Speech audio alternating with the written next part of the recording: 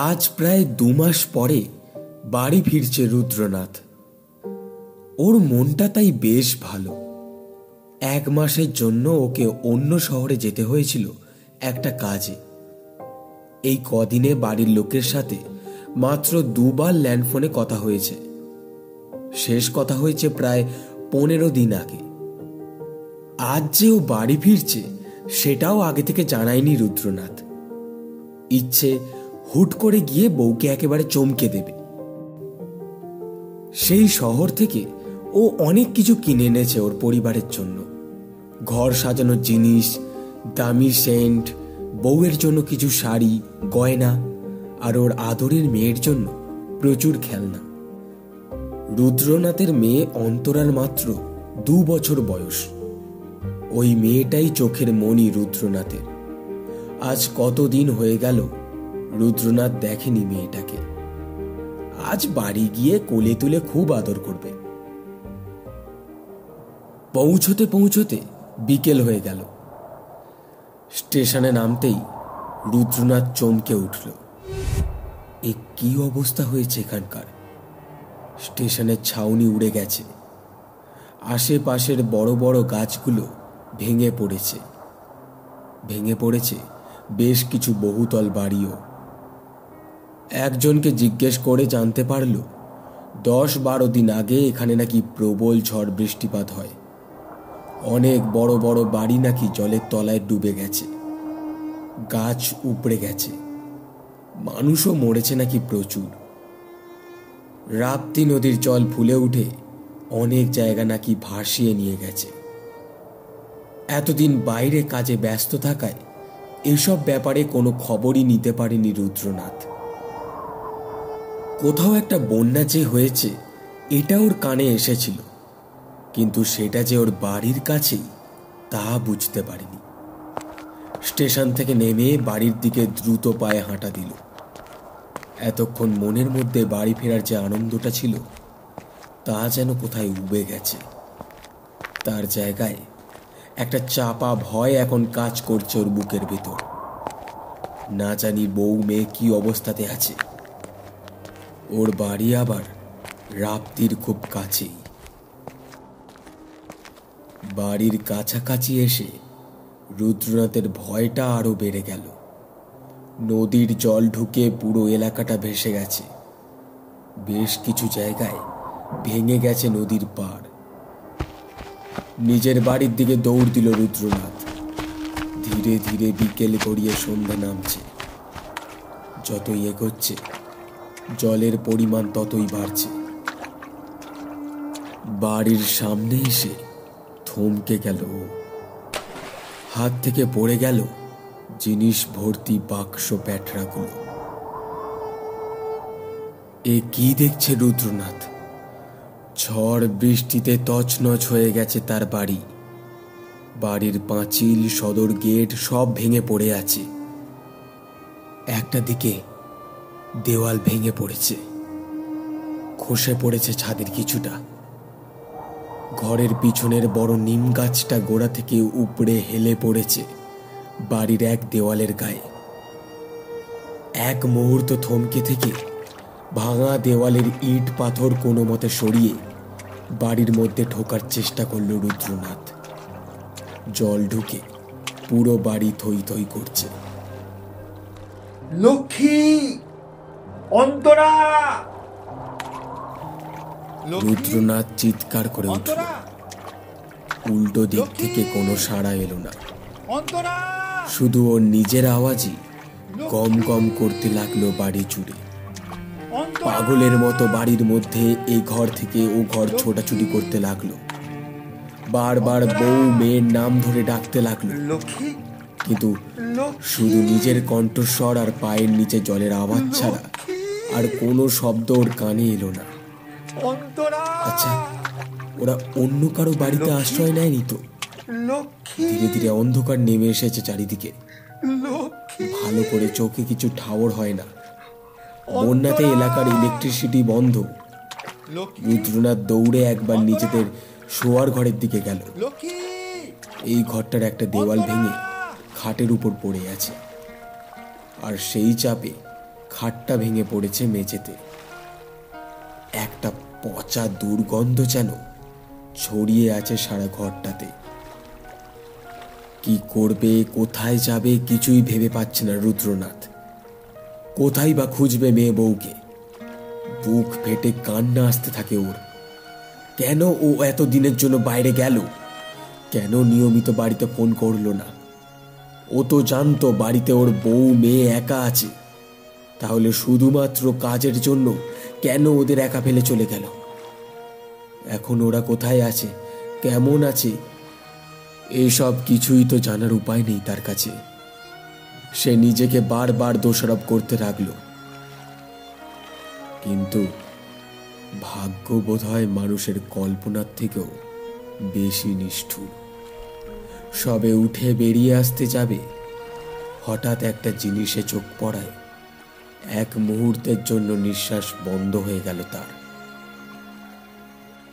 ভাঙা খাটটার পাশের একটা দিক থেকে একটা ছোট্ট কাপড়ের টুকরো দেখা যাচ্ছে। একটা গোলাপি রঙের কাপড়ের টুকরো, সাথে হলুদ রঙের ফুলের ডট। এই কাপড়ের টুকরোটা চেনে রুদ্রনাথ। তাড়াতাড়ি করে ছুটে যায় ও। গায়ের সমস্ত শক্তি লাগিয়ে টেনে খাটের ও ভাঙা দেওয়ালের কিছু অংশকে সরায়। নিচ থেকে বেরিয়ে আসে একটা বছর দুয়েকের শিশুর দেহ। ভারী জিনিসের আঘাতে এমনভাবে মুখটা থেতলে গেছে, দেখে চেনা যায় না। মাথার খুলি ফেটে গিয়ে ঘিলু রক্ত বেরিয়ে কিছুটা জলে ধুয়ে গেছে, আর কিছুটা তখনও যেন জমে আছে চুলের নিচটাতে। এ কদিনে বেশ কিছুটা গলে পচে ফুলে উঠেছে দেহটা। সেই দেহটার পাশেই আর একটা বড় মানুষের দেহে কিছুটা অংশ বেরিয়ে আছে।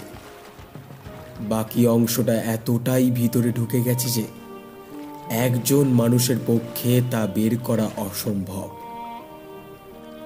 আধো অন্ধকারে দেখতে না পেলেও রুদ্রনাথ বুঝতে পারে এটা ওর স্ত্রী লক্ষ্মীর দেহ। মেয়ের দেহটা খুব সন্তর্পণে কোলে নেয় রুদ্রনাথ। সেই জলের মধ্যেই হাঁটু মুড়ে ও বসে পড়ে। বেশ কিছুক্ষণ তাকিয়ে থাকে মেয়ের দেহটার দিকে। একবার মুখ ফিরিয়ে হাত রাখে লক্ষ্মীর বেরিয়ে থাকা শরীরের অংশটায়। তারপর এক সময় ডুকরে কেঁদে ওঠে। লক্ষ্মী, অন্তরা, লক্ষ্মী, চিৎকার করে কাঁদতে থাকে রুদ্রনাথ। তার সেই কান্না সেই আধো অন্ধকারের বুক চিরে ছড়িয়ে পড়ে আকাশে বাতাসে। অন্তরার সেই পচা গলা দেহটাই বুকে চেপে ধরে রুদ্রনাথ। রুদ্রনাথ ঠিক কতক্ষণ কেঁদেছিল তার কোনো হিসেব সেদিন কেউ রাখেনি। একজন সন্তানহারা পিতার কান্নাকে হয়তো সময় ঘড়ি দিয়ে মাপাও যায় না। তার অসীম পরিব্যাপ্তি অনন্ত মহাকালের থেকেও অনেক বেশি আদিম। এক সময় কান্না থামিয়ে চুপ করে মেয়ের মৃতদেহটার দিকে তাকিয়ে বসে থাকে রুদ্রনাথ। ভাঙা ছাদের ভিতর দিয়ে প্রতিপদের চাঁদের আলো এসে পড়েছে অন্তরার মৃতদেহটার উপর। সেই চাঁদের প্রতিচ্ছবি টলটল করতে থাকে ঘরের মধ্যে জমে থাকা জলের ভিতর, যেই জলের মধ্যে মিশে আছে একজন পরিবার হারা সন্তান হারা মানুষের চোখের জল। ধীরে ধীরে রাত বাড়ে, নিস্তব্ধতা আরো ঘন হয়। একগুচ্ছ ঘন মেঘ এসে দাঁড়ালো চাঁদটাকে ঘিরে। মেয়ের দেহটা বুকে জড়িয়ে উঠে দাঁড়ায় রুদ্রনাথ। তার দু চোখ তখন দাউ দাউ করে চলছে। মেয়েটার মৃত শরীরে একবার হাত বুলিয়ে আকাশের দিকে মুখ তুলে তাকালো রুদ্রনাথ। গর্জে উঠল তার দৃপ্ত কণ্ঠ। তার সেই কণ্ঠস্বরে যেন আগ্নেয়গিরির বিস্ফোরণের পূর্বে স্থৈর্য। যেন তুষার ঝড়ের উন্মত্ততা। আমি বদলে দেব তোমার সৃষ্টির নিয়ম। মাথা নত করতেই হবে, তোমায় করতেই হবে। আমি প্রতিজ্ঞা করলাম, তুমি যা নিয়েছো তোমার কাছ থেকে তা ছিনিয়ে আনবই আমি। প্রতিজ্ঞা করলাম, আমি প্রতিজ্ঞা করলাম। মেয়ের মৃতদেহটা বুকে চেপে ধরে ধীরে ধীরে অন্ধকারের মধ্যে কোথায় যেন লুকিয়ে যায় রুদ্রনাথ।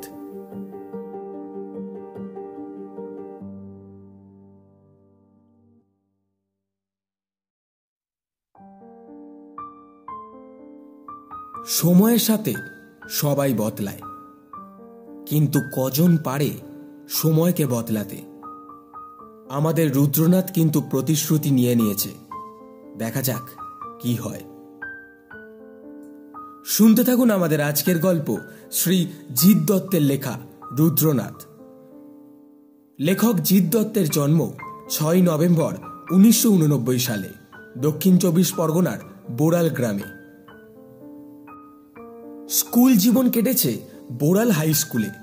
পরবর্তীকালে নেতাজি নগর ডে কলেজ থেকে পদার্থবিদ্যায় স্নাতক ও নরেন্দ্রপুর রামকৃষ্ণ মিশন থেকে স্নাতকোত্তর পাশ করে। বর্তমানে হুগলি জেলার একটি পলিটেকনিক ইনস্টিটিউটে পদার্থবিদ্যার লেকচারার হিসেবে কর্মরত। অধ্যাপনার সাথে সাথে লেখালেখি করা তাঁর খুব পছন্দ। গল্প, কবিতা, গান, নাটক, সাহিত্যের সব রকম ধারাতেই লেখালেখি করে থাকেন তিনি। সম্প্রতি অনেক অনলাইন ও অফলাইন ম্যাগাজিনে তাঁর লেখা গল্প প্রকাশিত হয়েছে। শুরু হচ্ছে আজকের গল্প।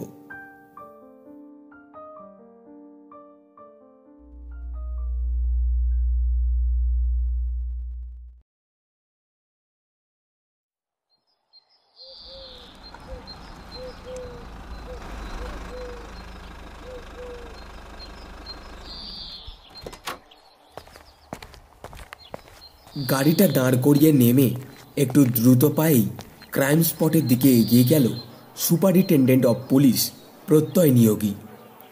সাধারণত রবিবার দিনটা উনি ছুটিই নেন, কিন্তু আজ সকালে এমার্জেন্সি ফোন পেয়ে ছুটে আসতেই হলো।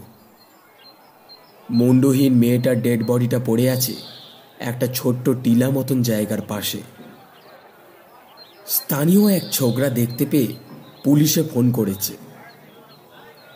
বডিটার চারদিক ঘিরে দিয়েছে পুলিশ।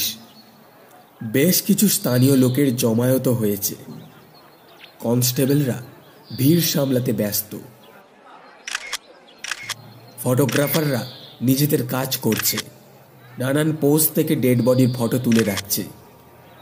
হাতে গ্লাভস পরে এটা সেটা ঘেঁটে দেখছে সাব ইন্সপেক্টর কমল দস্তিদার। কমল ছেলেটাকে বেশ স্নেহ করে প্রত্যয়। ছেলেটা বেশ ইয়ং অ্যান্ড ডাইনামিক, উপস্থিত বুদ্ধিও বেশ আছে। কমলের দিকে এগিয়ে গিয়ে প্রত্যয় জিজ্ঞেস করল, কমল, কি খবর?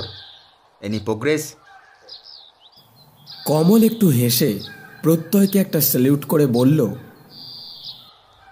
তেমন কিছু নয় স্যার, আগের 3টে খুনের মতনই সেম কেস। এবারও আগেরগুলোর মতনই মেয়েটাকে মেরে মুন্ডু কেটে নিয়ে গেছে। তা বডিতে কোনো স্ক্র্যাচ মার্ক বা ধস্তাধস্তি দাগ আছে?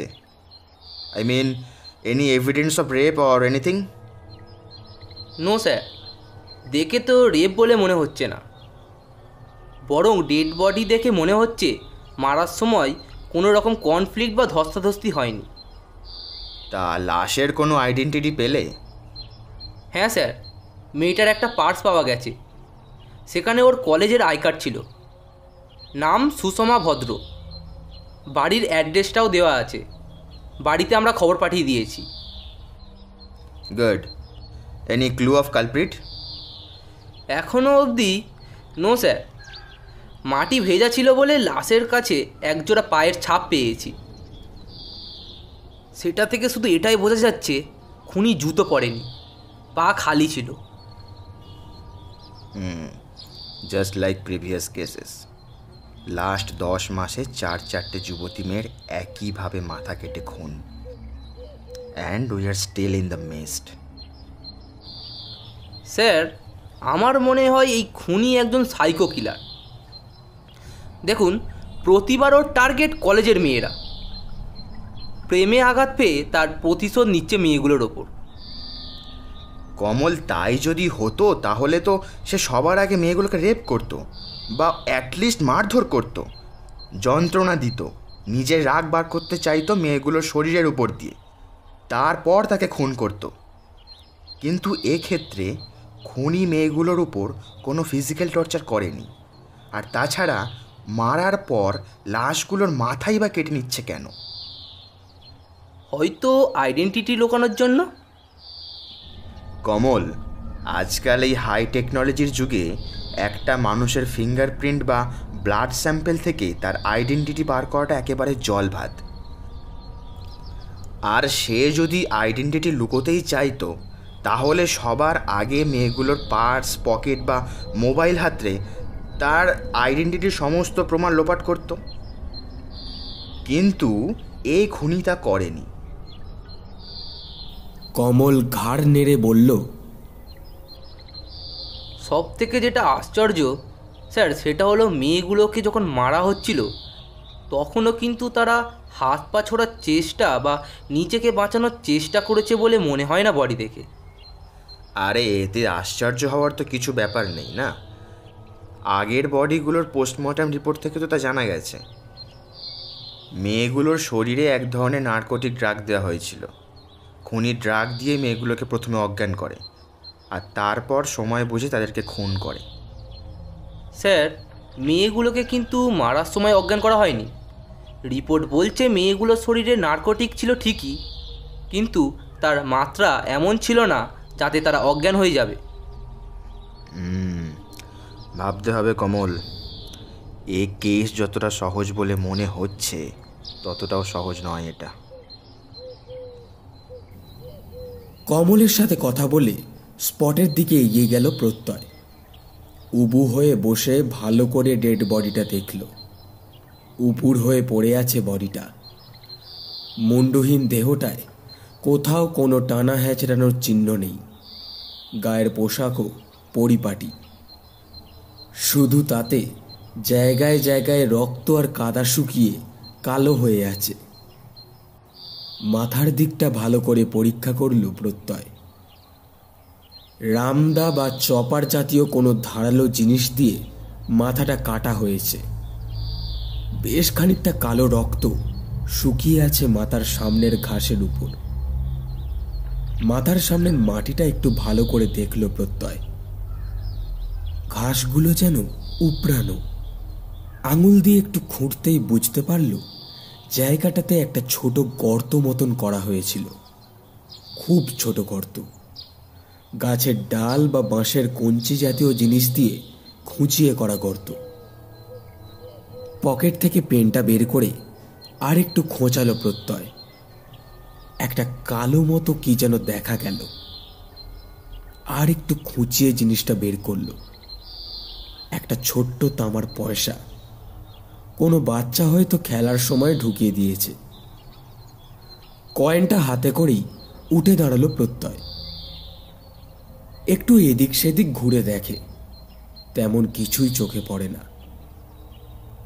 মেয়েটার পার্সটা নিয়েও নেড়ে চেড়ে দেখে। কিছু কমন মেয়েদের ইউজের জিনিস, 1000 খানেক টাকা, একটা পেপার স্প্রে আর আই কার্ড ছাড়া তেমন কিছুই পায় না। কিছুক্ষণের মধ্যেই গাড়ি চলে এলে বডি পাঠিয়ে দেওয়া হয় পোস্টমর্টেমের জন্য। কমলকে বলে জায়গাটা সিল করে দেয় প্রত্যয়। মেয়েটার পার্স ও যাবতীয় জিনিসও হেফাজতে নেওয়া হয়। ধীরে ধীরে স্থানীয় লোকেদের ভিড়ও ফাঁকা হয়ে আসে। নিজের গাড়িতে উঠতে যাবে এমন সময় একটা জিনিস দেখে থমকে যায় প্রত্যয়। কিছুক্ষণ থেকে একটা নেড়ি কুকুর ঘুরঘুর করছিল আশেপাশে। এবার সেটা ছোট টিলাটার পিছন দিক থেকে কি একটা মুখে নিয়ে দৌড়ে বাইরের দিকে আসছিল। প্রত্যয় একটু তাড়া দিতেই মুখে জিনিসটা ফেলে রেখে লেজ গুটিয়ে পালালো সেটা। এগিয়ে গিয়ে জিনিসটা দেখল প্রত্যয়। একটা কাঠের পুতুল গোছের কিছু, চোখ মুখের রং বেশ খানিকটা চটে গিয়েছে, গায়ে কাদা মাটি লেগে। নাক ছিটকালো প্রত্যয়। ধুস, নিশ্চিন্ত হয়ে ফিরে আসছিল, হঠাৎ কি মনে হতে ফিরে গিয়ে পকেট থেকে মোবাইলটা বের করে জিনিসটার একটা ছবি তুলে রাখল।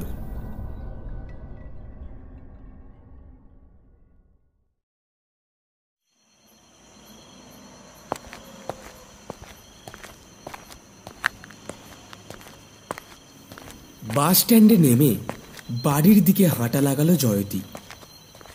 ওর সাথে ওর বন্ধু রিনাও আছে। আজ সত্যি বেশ দেরি হয়ে গেছে ওদের। কলেজের পর সিনেমা দেখার প্ল্যানটা যে হুট করে হয়ে যাবে ভাবতেই পারেনি। যদিও বাড়িতে ফোন করে দিয়েছে, তাও জয়তী জানে মা চিন্তা করবে, তাই তাড়াতাড়ি বাড়ির দিকে পা চালালো ওরা। মায়ের জন্য সারাদিন খুব চিন্তা হয় জয়তীর। ওর বাবা নেই, খুব ছোটবেলাতেই মারা গেছে। বাবার কথা ভালো মনেও নেই ওর। সেই থেকে একা ওর মা শেফালি দেবী লোকের জামা কাপড় সেলাই করে মুড়ি ভেজে বিক্রি করে ওকে অনেক কষ্ট করে মানুষ করেছে। জয়তীও এখন টিউশন করে নিজের পড়াশোনা আর হাত খরচাটা চালায়। ওর খুব ইচ্ছে কলেজটা পাশ করে ঠিক মতন যদি একটা চাকরি পেয়ে যায়, তাহলে আর ওর মাকে কাজ করতে দেবে না। কলেজের এইচওডি ম্যাম ওকে খুব ভালোবাসে। তিনি বলেছেন পাশ করার পর ওনার কোনো বন্ধুকে বলে তার কোম্পানিতে জয়তীকে একটা চাকরি করিয়ে দেবে। এই জয়তী, ফুচকা খাবি? রিনার কথায় হুঁশ ফেরে জয়তীর। হ্যাঁ, আজ না রে, এমনিতেই দেরি হয়ে গেছে, মা চিন্তা করবে। আরে চল না, মোটে তো সন্ধ্যে 7:10 বাজে। আমি কাকিমাকে বলে দেব তোকে না বকতে। কতক্ষণ আর? 10 মিনিট তো লাগবে। চল না রে। ওই দেখ, ওইখানে রাস্তার পাশে আজ এক নতুন ফুচকাওয়ালা বসেছে। চল চল, আজ ওরটাই ট্রাই করি। চল না। ঠিক আছে, তবে বেশি খাবো না কিন্তু।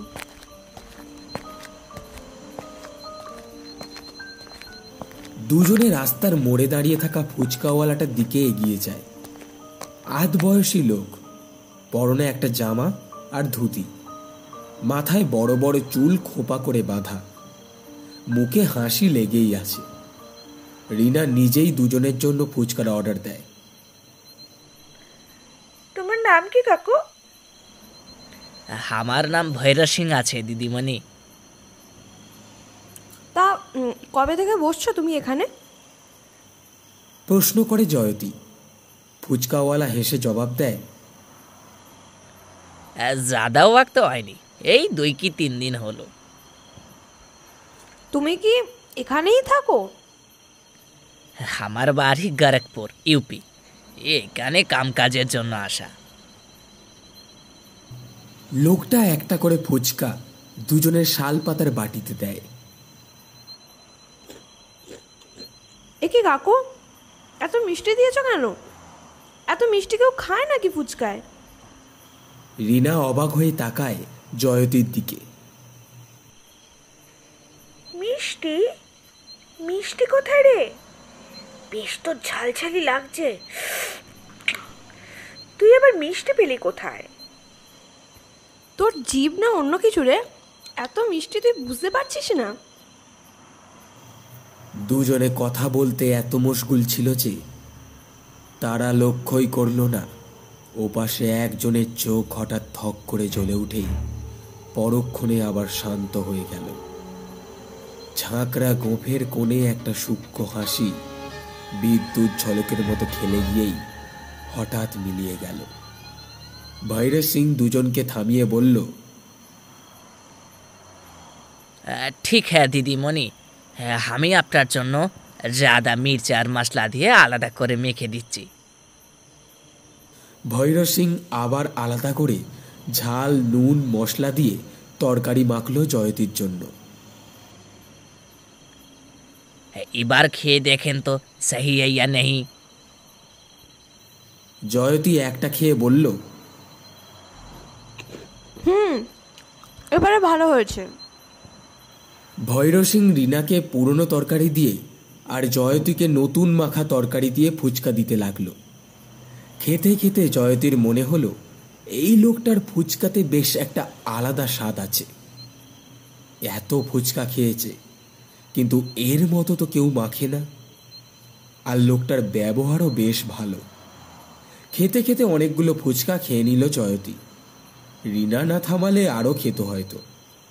ভৈরব সিং দুজনকেই দুটো করে ফাউ দিল। হাত ঘড়ির দিকে দেখে চমকে উঠল জয়তী। সর্বনাশ, 8টা বেজে গেছে। তুই আমাকে কেন বলিস নি রিনা? কি বলবো, তুই তো খেয়েই চলেছিস।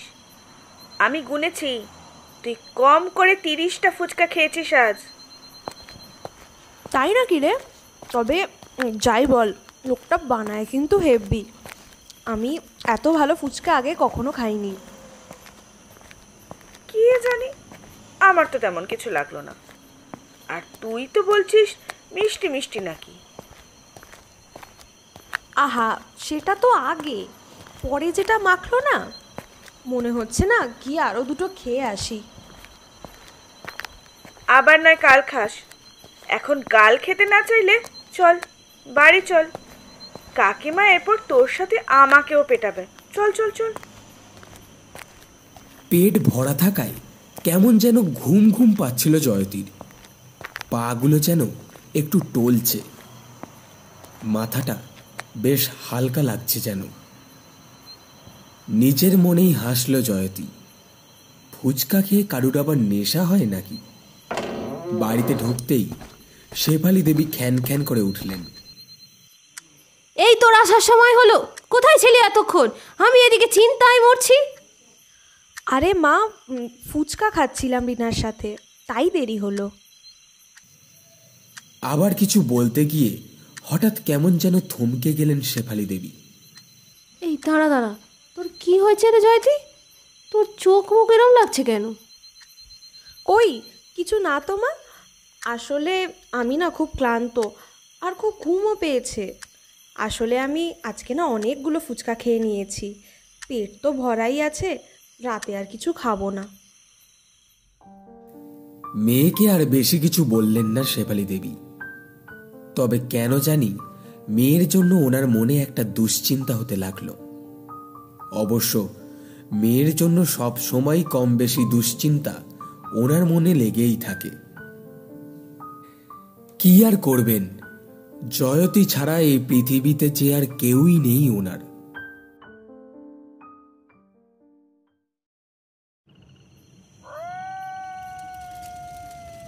কাছেই শ্মশানের কাছে এক মন্দিরের পিছনের অন্ধকার জঙ্গল। এখানে দিনের বেলাও মানুষ আসতে ভয় পায়, আর রাতে কিছু শেয়াল ও নিশাচর পশু চড়ে বেড়ায়।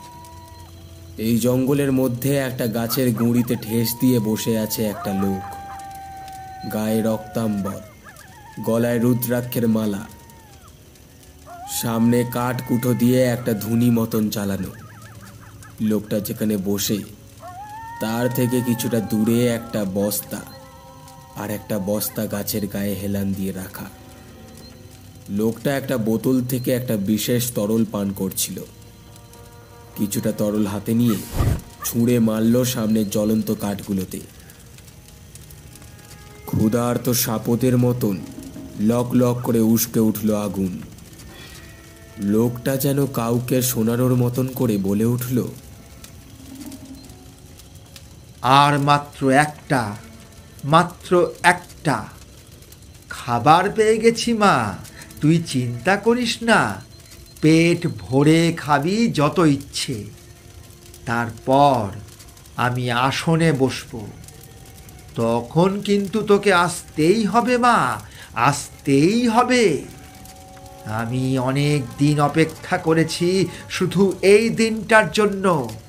তোকে আসতেই হবে, আসতেই হবে। আকাশ বাতাস কাঁপিয়ে চিৎকার করে উঠল লোকটা। ও জানে এখানে দূর দূরান্ত অব্দি ওর আওয়াজ শোনার মতন কেউ নেই। কয়েকটা শেয়াল চিৎকার করে উঠল খুব কাছেই কোথাও। রাতের অন্ধকারে সেই দুই কণ্ঠস্বর সমবেত হয়ে কোনো পৈশাচিক হাসির মতন শোনালো। চিৎকার থামিয়ে লোকটার গলা এবার ভিজে এলো কান্নায়। আসতেই হবে তোকে মা, আসতেই হবে। এ যে আমার অনেক দিনের অপেক্ষা মা, অনেক দিনের অপেক্ষা।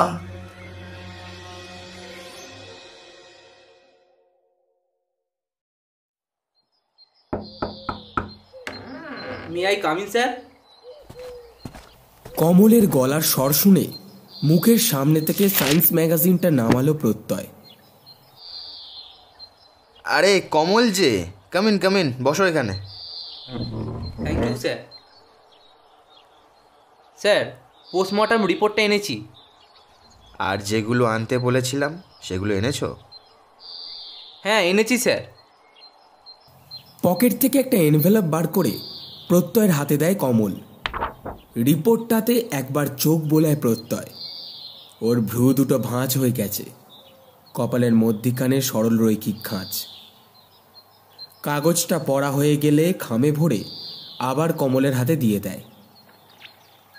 তুমি রিপোর্টটা পড়েছো? হ্যাঁ স্যার পড়েছি। তা এটা পড়ে তোমার কি মনে হলো? স্যার, আমরা যা যা সাসপেক্ট করেছিলাম তার সাথে তো প্রায় অনেকটাই মিলে গেছে। আগেরগুলোর মতনই এটাও রেপ কেস নয়, ব্লাডে একই নার্কোটিক স্যাম্পেল, তবে মডারেট ডোজ প্রতিবারের মতন। আচ্ছা একটা কথা বলো তো, মেয়েগুলোকে কি বলি দেওয়া হয়েছে? মানে ধর থেকে মুন্ডুগুলো কি এক কোপে কাটা? ডক্টর এ ব্যাপারে কি বললেন? নো স্যার, এক কোপে কাটলে সাধারণত ভেনে ব্লাড ক্লট করে যায়, এক্ষেত্রে তা কিন্তু হয়নি। সুতরাং ডেড বডি কোপে নয়, প্যাঁচ দিয়ে কাটা। আচ্ছা, শুধু খুনের স্টাইলগুলো ছাড়া আর কোনো ব্যাপারে কোনো সিমিলারিটি দেখতে পেলে? আর কিছু সিমিলারিটি তেমন কিছু দেখলাম না তো স্যার। আছে কমল, আছে। আর তাই তো তোমার কাছ থেকে সব কটা রিপোর্ট একসাথে চেয়েছিলাম।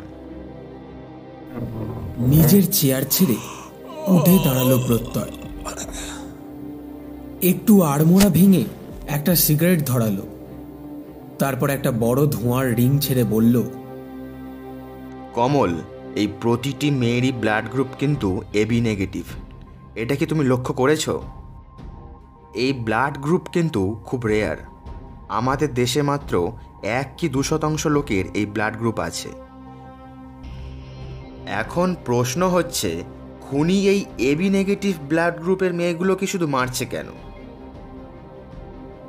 আর তাদের খুঁজেই বা বার করছে কিভাবে? আর তার থেকেও বড় কথা, খুনি এসব জানছে কি করে? ব্যাপারটা একটা কোইন্সিডেন্সও তো হতে পারে স্যার। হতে পারে, কিন্তু আমার মন বলছে এটা নিছক একটা কাকতালীয় ব্যাপার নয়। অন্য কোনো ব্লাড গ্রুপ হলে হয়তো আমার সন্দেহটা হতো না, কিন্তু এই গ্রুপটা সত্যিই খুব রেয়ার। আর এই গ্রুপের ফিমেল তো আরও রেয়ার।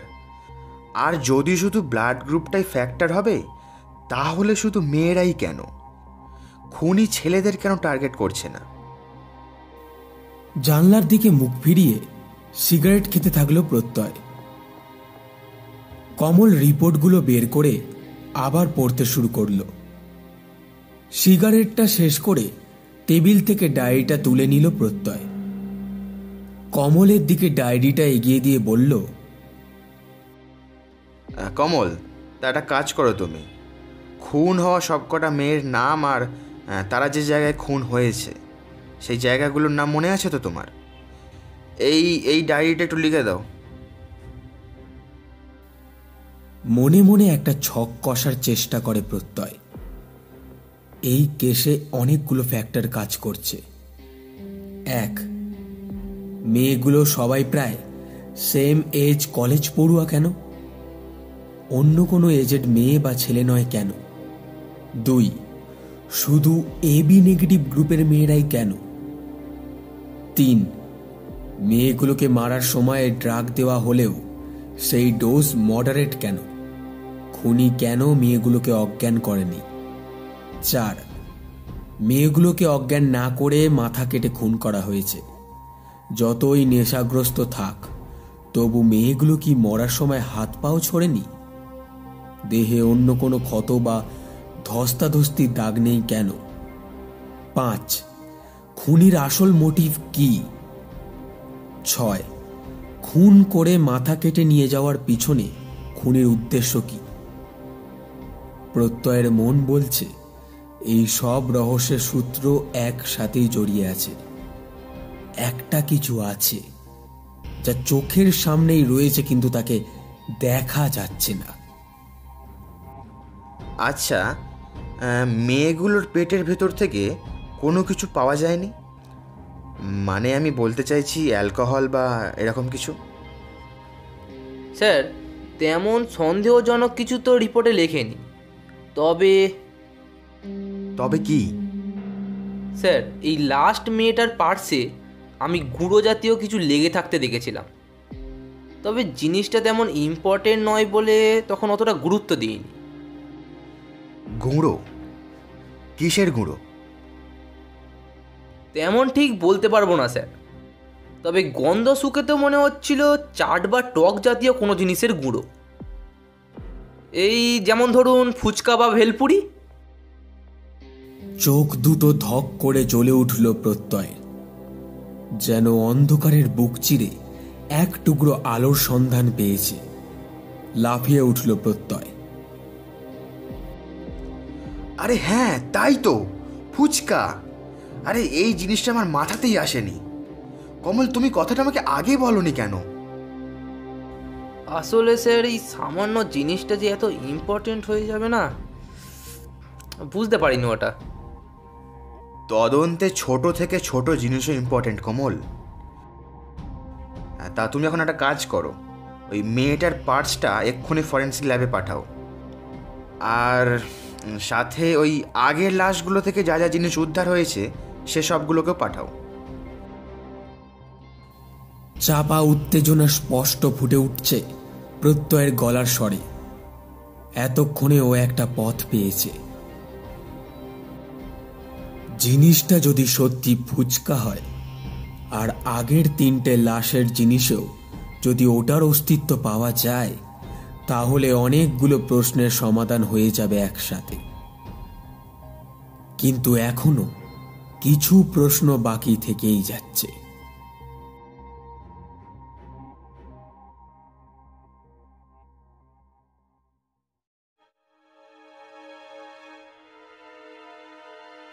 আজ প্রায় 1 মাস হলো মেয়ের চরিত্রে কেমন যেন একটা পরিবর্তন লক্ষ্য করছে শেফালি দেবী।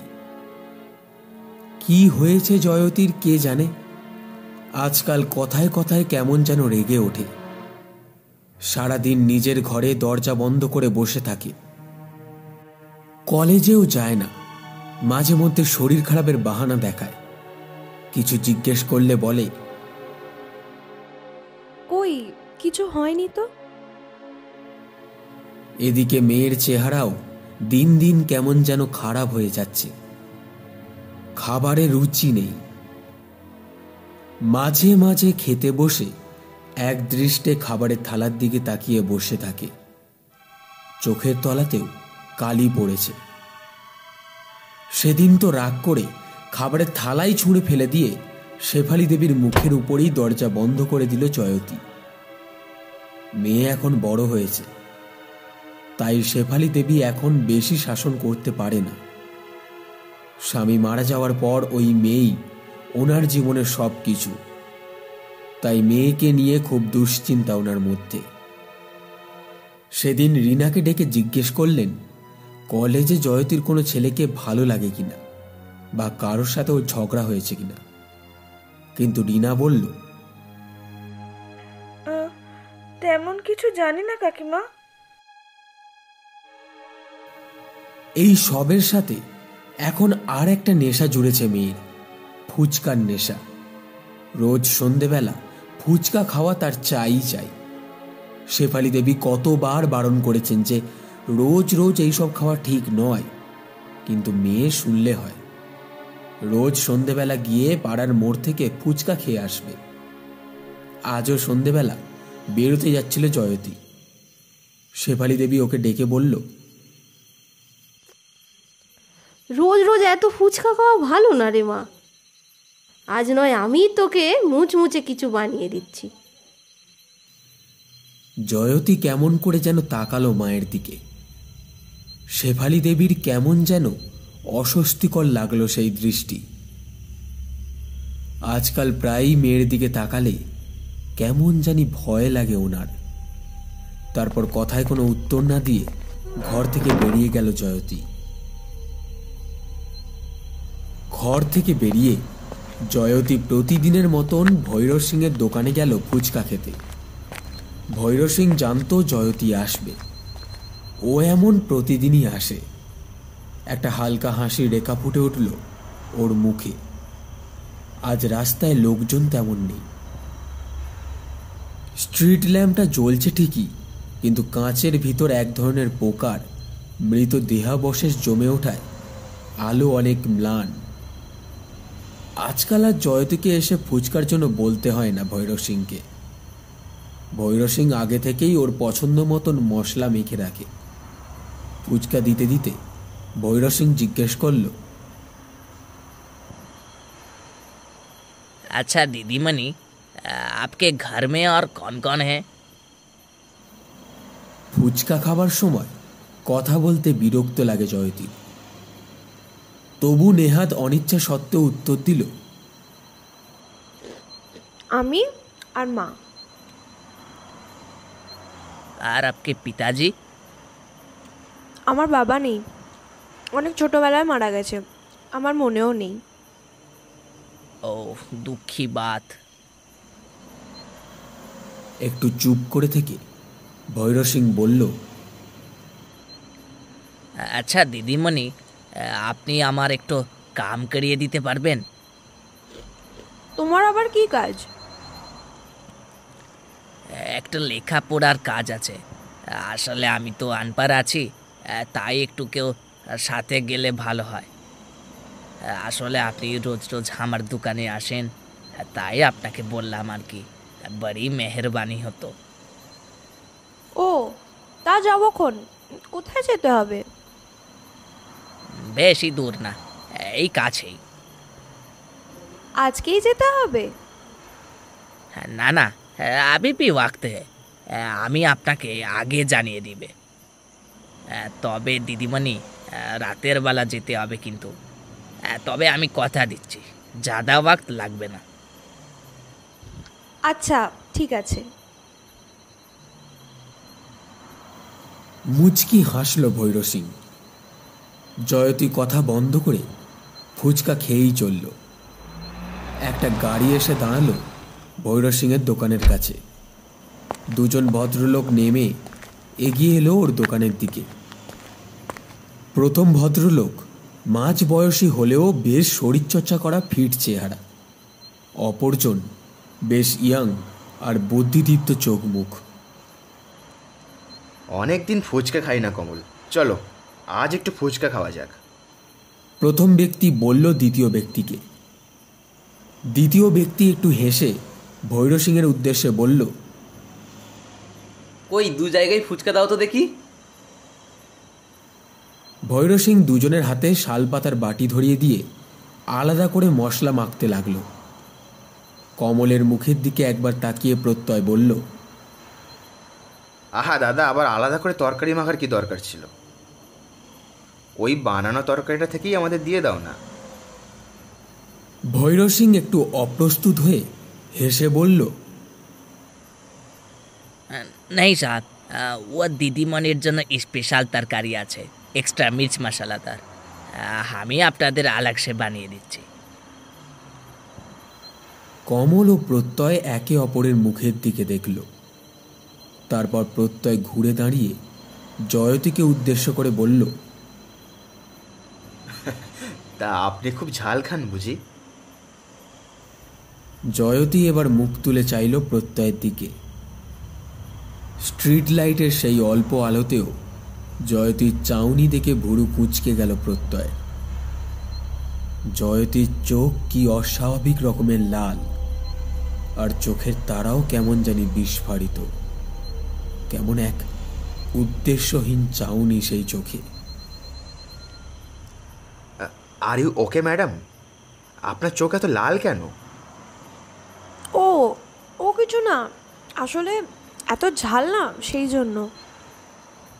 ও আচ্ছা আচ্ছা। উত্তরটা যেন ঠিক মনোপুত হলো না প্রত্যয়ের। ও চোখে চোখে কিছু একটা ইশারা করলো কমলকে। পরের ফুচকাটা জয়তী যেই মুখে তুলতে যাবে অমনি কমল ম্যাডাম পোকা বলে এক ধাক্কা মেরে জয়তীর হাত থেকে ফুচকাটা নিচে ফেলে দিল। ক্ষুদ্র বাঘের মুখ থেকে শিকার কেড়ে নিলে যেমন হয়, ঠিক সেই রকম দৃষ্টি নিয়ে জয়তী তাকালো কমলের দিকে। ওর চোখ দুটো ওই অন্ধকারেও যেন জল জল করছে। কমল ভালো মানুষের মতন মুখ করে বলল,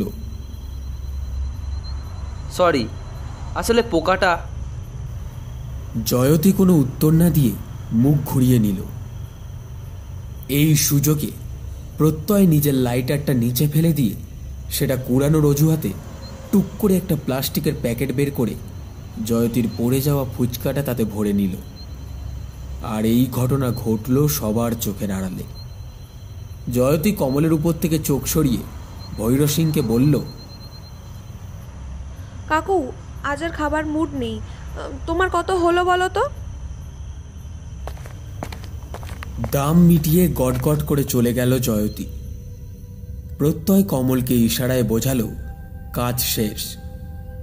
তবু দুজনে বেশ কয়েকটা ফুচকা খেল, আর কয়েকটা ভৈরব সিংয়ের চোখ বাঁচিয়ে প্যাকেটে ভরে নিল স্যাম্পেল হিসেবে। কথায় কথায় ভৈরব সিংয়ের নাম পরিচয়ও বের করে নিল দুজনে। প্রত্যয় ভৈরব সিংকে কথার চালে পেঁচিয়ে জয়তী সম্পর্কেও কিছু তথ্য জোগাড় করে নিল। বলা তো যায় না, যদি লাগে। কেন জানে না মেয়েটাকে দেখে কেমন যেন একটা সন্দেহ জেগেছে প্রত্যয়ের মনে। প্রত্যয়ের মন বলছে ওরা তদন্তের শেষ পর্যায়ে চলে এসেছে, তবু পরীক্ষা না করে কিছুই বলা সম্ভব নয়। যদি ওর সন্দেহ ঠিক হয় তাহলে অনেকগুলো রহস্যের সমাধান হয়ে যাবে। যদি সব ওর পরিকল্পনা মাফিক হয়ও, তাহলেও কিভাবে উত্তর পাওয়া গেলেও কেনর উত্তরটা এখনো বাকি থেকে যাচ্ছে। এই কেনর উত্তরটা কিছুতেই ভেবে পাচ্ছে না প্রত্যয়।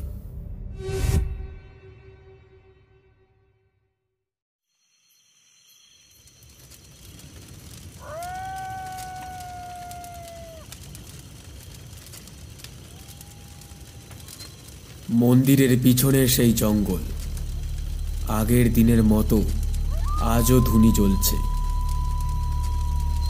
সেদিনের সেই রক্ত বস্ত্র পরিহিত লোকটাকে আজও দেখা যায়, তবে আজ তার চোখে অনেকটা প্রশান্তি, অনেকটা যেন স্বস্তির ছাপ। লোকটার এক হাতে একটা মোটা কাঠের টুকরো, আর এক হাতে একটা ভোজালি মতন ছুরি। সেটা নিয়ে লোকটা কাঠটাকে কুড়ে কুড়ে কিছু একটা বানাচ্ছে। হঠাৎ বনের মধ্যে পড়ে থাকা শুকনো পাতায় কার যেন একটা পদধ্বনি পাওয়া যায়। লোকটা হাতের কাজ থামিয়ে একটু সজাগ হয়ে বসে, চোখ বন্ধ করে পদধ্বনি শুনে অনুমান করার চেষ্টা করে সেটা মানুষের না অন্য কোনো প্রাণী। চেনা পায়ের শব্দ। নিশ্চিন্ত হয়ে লোকটা আবার কাজে মন বসায়। এই কদিনে এই জঙ্গলের মধ্যেও বেশ একটা পায়ে হাঁটা পথ তৈরি হয়েছে। সেই পথ ধরেই একটা ছায়ামূর্তিকে এগিয়ে আসতে দেখা যায়। ছায়ামূর্তিটা জ্বলন্ত ধুনিটার সামনে এসে দাঁড়ায়। ধুনির আলোতে তার বুক অবধি স্পষ্ট হয়ে ওঠে, কিন্তু মুখটা ভালোভাবে বোঝা যায় না। রক্ত বস্ত্র পরিহিত লোকটা একবার আর চোখে আগন্তুকের দিকে তাকায়, তারপর মাথা নামিয়ে বলে, কি খবর? আমার মা কি ভোগ পাবে এবার? আমার মা কিন্তু বড় ক্ষুধার্ত। আগন্তুক উত্তর দেয় না, শুধু ঘাটটাকে খুব আস্তে আস্তে সামনে পিছনে দোলায়। প্রথম লোকটা এবার হা হা করে হেসে ওঠে। আমি জানতাম মায়ের খাবার সে নিজেই জোগাড় করে নেবে। তারপর নিজের হাতের কাঠটাকে দেখিয়ে বলে, এই দেখ মায়ের আদেশ, কাজ প্রায় শেষ, এবার আর দেরি নেই। মাকে এবার প্রসাদ দিয়েই আমি আসনে বসব, আর তারপরেই তো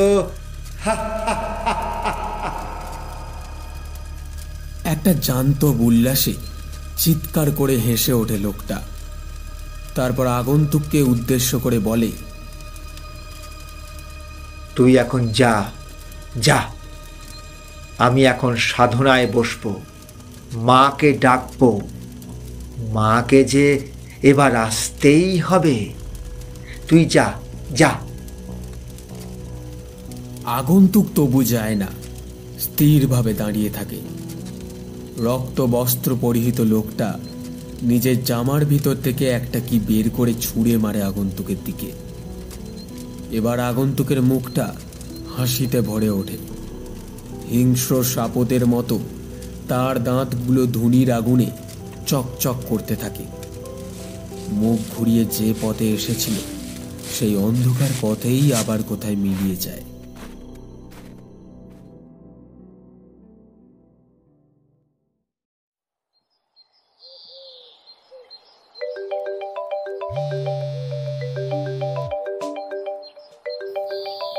পকেটের মধ্যে বেজে উঠল মোবাইলটা। কমল তাড়াতাড়ি ফোনটা রিসিভ করে বলল, ব্যাপারটা কিন্তু একটু সরি স্যার, এখন একটু ব্যস্ত আছি, 10 মিনিট পর ফোন করছি। ফোনটা কেটে দিয়ে প্রত্যয়ের দিকে ঘুরল কমল। হ্যাঁ স্যার, কি বলছিলেন যেন? হ্যাঁ বলছিলাম, রিপোর্টগুলো সব এসেছে? হ্যাঁ এসেছে স্যার। আপনার সন্দেহটাই ঠিক, ভৈরব সিংয়ের ফুচকাতেই ড্রাগস মেশানো ছিল। তবে সবগুলোতে না, বিশেষ একটাই। ওই মেয়েটার হাত থেকে যেটা পড়ে যায় শুধু তাতেই তো? Yes sir. তার মানে আমি ঠিক সন্দেহই করেছিলাম, ওই মেয়েটাকে আলাদা করে ড্রাগ দেওয়া হচ্ছে। তাহলে স্যার কেস তো সলভ। এখন গিয়ে ভৈরব সিংকে অ্যারেস্ট করে নিলেই তো হয়। না কমল, এত সহজ নয়। ভৈরব সিং মাত্র এই খেলার একজন সিপাহী। সে ড্রাগ খাওয়াতে পারে, কিন্তু খুন করার ক্ষমতা ওর নেই। আমাদের আসল খুনিকে ধরতে হবে। আমরা কি তাহলে ভৈরব সিংয়ের ওপর নজর রাখবো স্যার? আমার মতে তার দরকার নেই, ওকে আমরা যখন তখন ধরতে পারি। তুমি এখন একটা কাজ করো, তুমি বরং ওই মেয়েটা, মানে ওই জয়তী, তো ওর নাম জয়তী তো? হ্যাঁ, ওর উপরে নজর রাখো, কারণ খুনির নেক্সট টার্গেট কিন্তু ওই মেয়েটাই।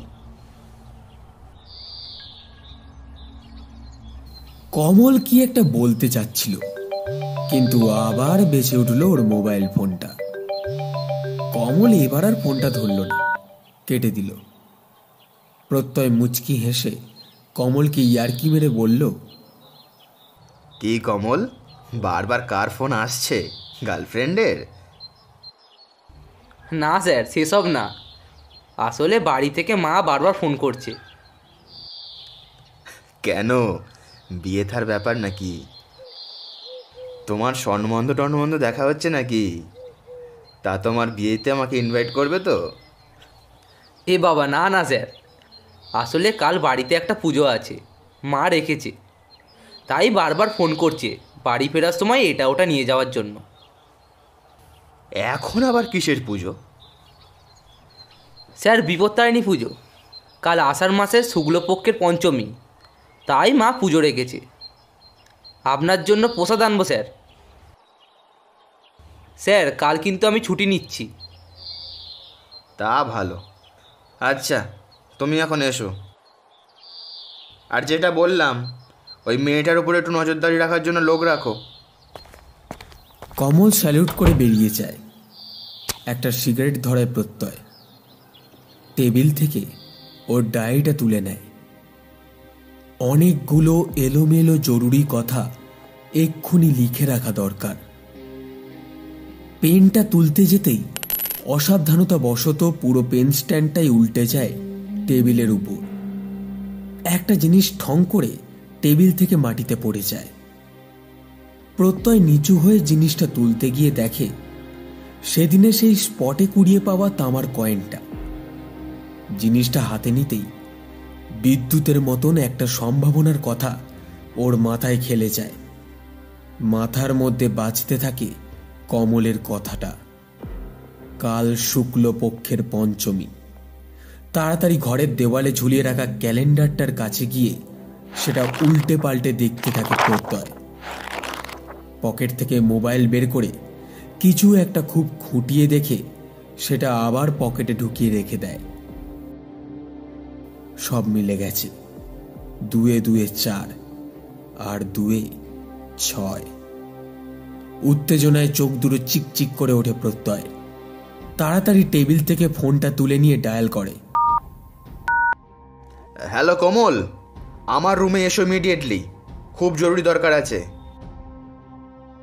আমাদের হাতে বেশি সময় নেই, এদিকে এখনো অনেক কাজ বাকি আছে, বি কুইক। ফোনটা রেখে দেয় প্রত্যয়। রাগে টেবিলে একটা ঘুষি মারে। তারপর খানিকটা স্বগতোক্তির মতন করে বলল, ইস, এত সহজ ব্যাপারটা এতক্ষণ আমি বুঝতেই পারিনি। সব তো চোখের সামনেই ছিল।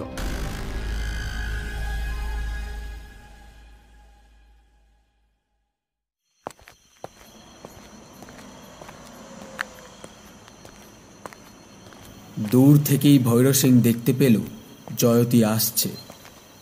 আজ অন্য দিনের থেকে মশলাটাও একটু বেশি মিশিয়েছে। জয়তী কাছে আসতেই ভৈরব সিং বলল, দিদিমণি, আজ কিন্তু আপনাকে আমার সাথে যেতে হবে। জয়তী বিরক্ত হয়ে বলল, আহ, বলেছি তো যাব, বেশি দেরি করতে পারবো না কিন্তু। এখন আগে ফুচকা দাও তো, খাই। ভৈরব সিং কথা না বাড়িয়ে ফুচকা দিতে থাকে। অন্য দিনের মতোই ধীরে ধীরে মাথাটা হালকা হতে থাকে জয়তীর। আজ যেন বেশ ঘুম ঘুমও পাচ্ছে ওর। ধীরে ধীরে রাত একটু ঘন হয়। আশেপাশের ভিড় কমে আসে বেশ খানিকটা। ভৈরব সিংয়ের দোকানেও লোকজন কমে আসে। জয়তীর দিকে তাকিয়ে ভৈরব সিং দেখে ওর চোখ লাল হয়ে গেছে। মাথাটা বুকের কাছে ঝুঁকে এসেছে অনেকটা। শরীরটা টাল খাচ্ছে। ভৈরব সিং আশপাশটা একবার দেখে নিয়ে বলে, दीदीमणि, आप चले गए? ज़्यादा देर हो गया तो आपका भी तकलीफ होगी। উত্তরে জয়তী কথা না বলে মাথা নাড়িয়ে সায় দেয়। দোকানটা একটা সাইডে লাগিয়ে দিয়ে জয়তীকে সাথে নিয়ে হাঁটা দেয় ভৈরব সিং। কোথায় কোন দিকে যে যাচ্ছে সে বিষয়ে কোনো খেয়াল নেই জয়তীর। ও শুধু চুপ করে ভৈরব সিংকে অনুসরণ করছে। আজ ওর মাথাটা এত ঘুরছে কেন কে জানে। অন্যদিন মাথাটা ঝিমঝিম করে ঠিকই, কিন্তু সেটাতে খুব একটা অসুবিধা হয় না। কিন্তু আজ যেন ওর পা রীতিমতন টাল খাচ্ছে। একটা জায়গায় এসে ভৈরব সিং বলল, इसके बाद जो रास्ता है ना, ওটা একটু অন্ধকারে আছে दीदीमणि। अच्छा होगा अगर आप मेरा हाथ पकड़ ले तो, না হলে গিরে যেতে পারেন। জয়তী কোনো কথা বলল না। বাধ্য মেয়ের মতন ভৈরব সিংয়ের হাতটা ধরে নেয়। ভৈরব সিং ওকে কোথায় যে নিয়ে যাচ্ছে তা জানে না জয়তী। অন্য সময় হলে ও ফিরে যেত বা চিৎকার করত, কিন্তু এখন যেন সেটা করার শক্তি নেই ওর মধ্যে। খুব ঘুম পাচ্ছে জয়তী, কোথাও একটু বসতে ইচ্ছা করছে। শরীর এতটাই ঢিলে লাগছে যে চোখ অবধি বন্ধ করে রেখেছে জয়তী। ভৈরব সিং ওকে যেদিকে টেনে নিয়ে চলেছে ও সেই দিকেই যাচ্ছে। হঠাৎ ভৈরব সিং ছেড়ে দিল জয়তীর হাতটা। এতক্ষণে চোখ খুলল জয়তী, ভাবলো ওরা এসে গেছে বোধহয়। কিন্তু এ কি ভীষণ অন্ধকার! এই অন্ধকারে এক হাত সামনে দাঁড়িয়ে থাকা লোককেও সহজে দেখা যাচ্ছে না। জয়তী চোখ বড় বড় করে একটু চেষ্টা করলো দেখার। না, ও তো কাউকেই দেখতে পাচ্ছে না। সেই অন্ধকারের মধ্যেই যেন পুরো পৃথিবীটা দুলছে জয়তীর সামনে। ওর মনে হলো সারা পৃথিবীর আলো যেন এক নিমেষে মুছে গেছে ওর চোখ থেকে। এই জগতে যেন আলোর অস্তিত্ব বলেই কিছু নেই। কি অনন্ত, কি আদিম সেই অন্ধকার! আর এর সাথে যোগ হয়েছে এক অনন্ত নিস্তব্ধতা। এত নিস্তব্ধ কি করে হয়ে যায় পৃথিবী? একটা ঝিঁঝি পোকা অবধি শোনা যাচ্ছে না। নাকি জয়তী একই সাথে অন্ধ আর বধির হয়ে গেছে? তার এই ব্রহ্মাণ্ডে কি কোনো আলো বা শব্দ নেই? এবার একটু ভয় করতে লাগলো জয়তী। ও এখন কোথায় আছে তার কোনো ধারণাই ওর নেই। পার্শ্বে মোবাইলটা আছে ঠিকই, কিন্তু সেটা এই অন্ধকার হাতরে বের করা মুশকিল। তার সাথেই ওর যা মাথা টলছে, মনে হচ্ছে আর এক পা চললেও ও মাথা ঘুরে পড়ে যাবে। নিজের সব শক্তি এক করে ডেকে উঠল জয়তী, ভৈরব কাকু! কোনো সাড়া আসে না উল্টো দিক থেকে। জয়তী আবার ডাকে,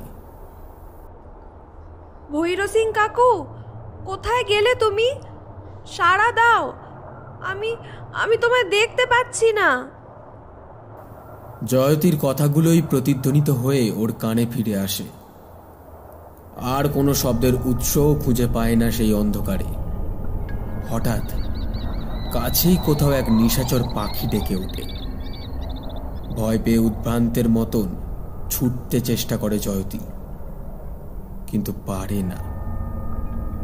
এক পা চলতে গিয়েই ওর চোখের সামনে ভ্রাম্যমান পৃথিবীটা যেন আচমকায় উল্টে পড়ে যায়।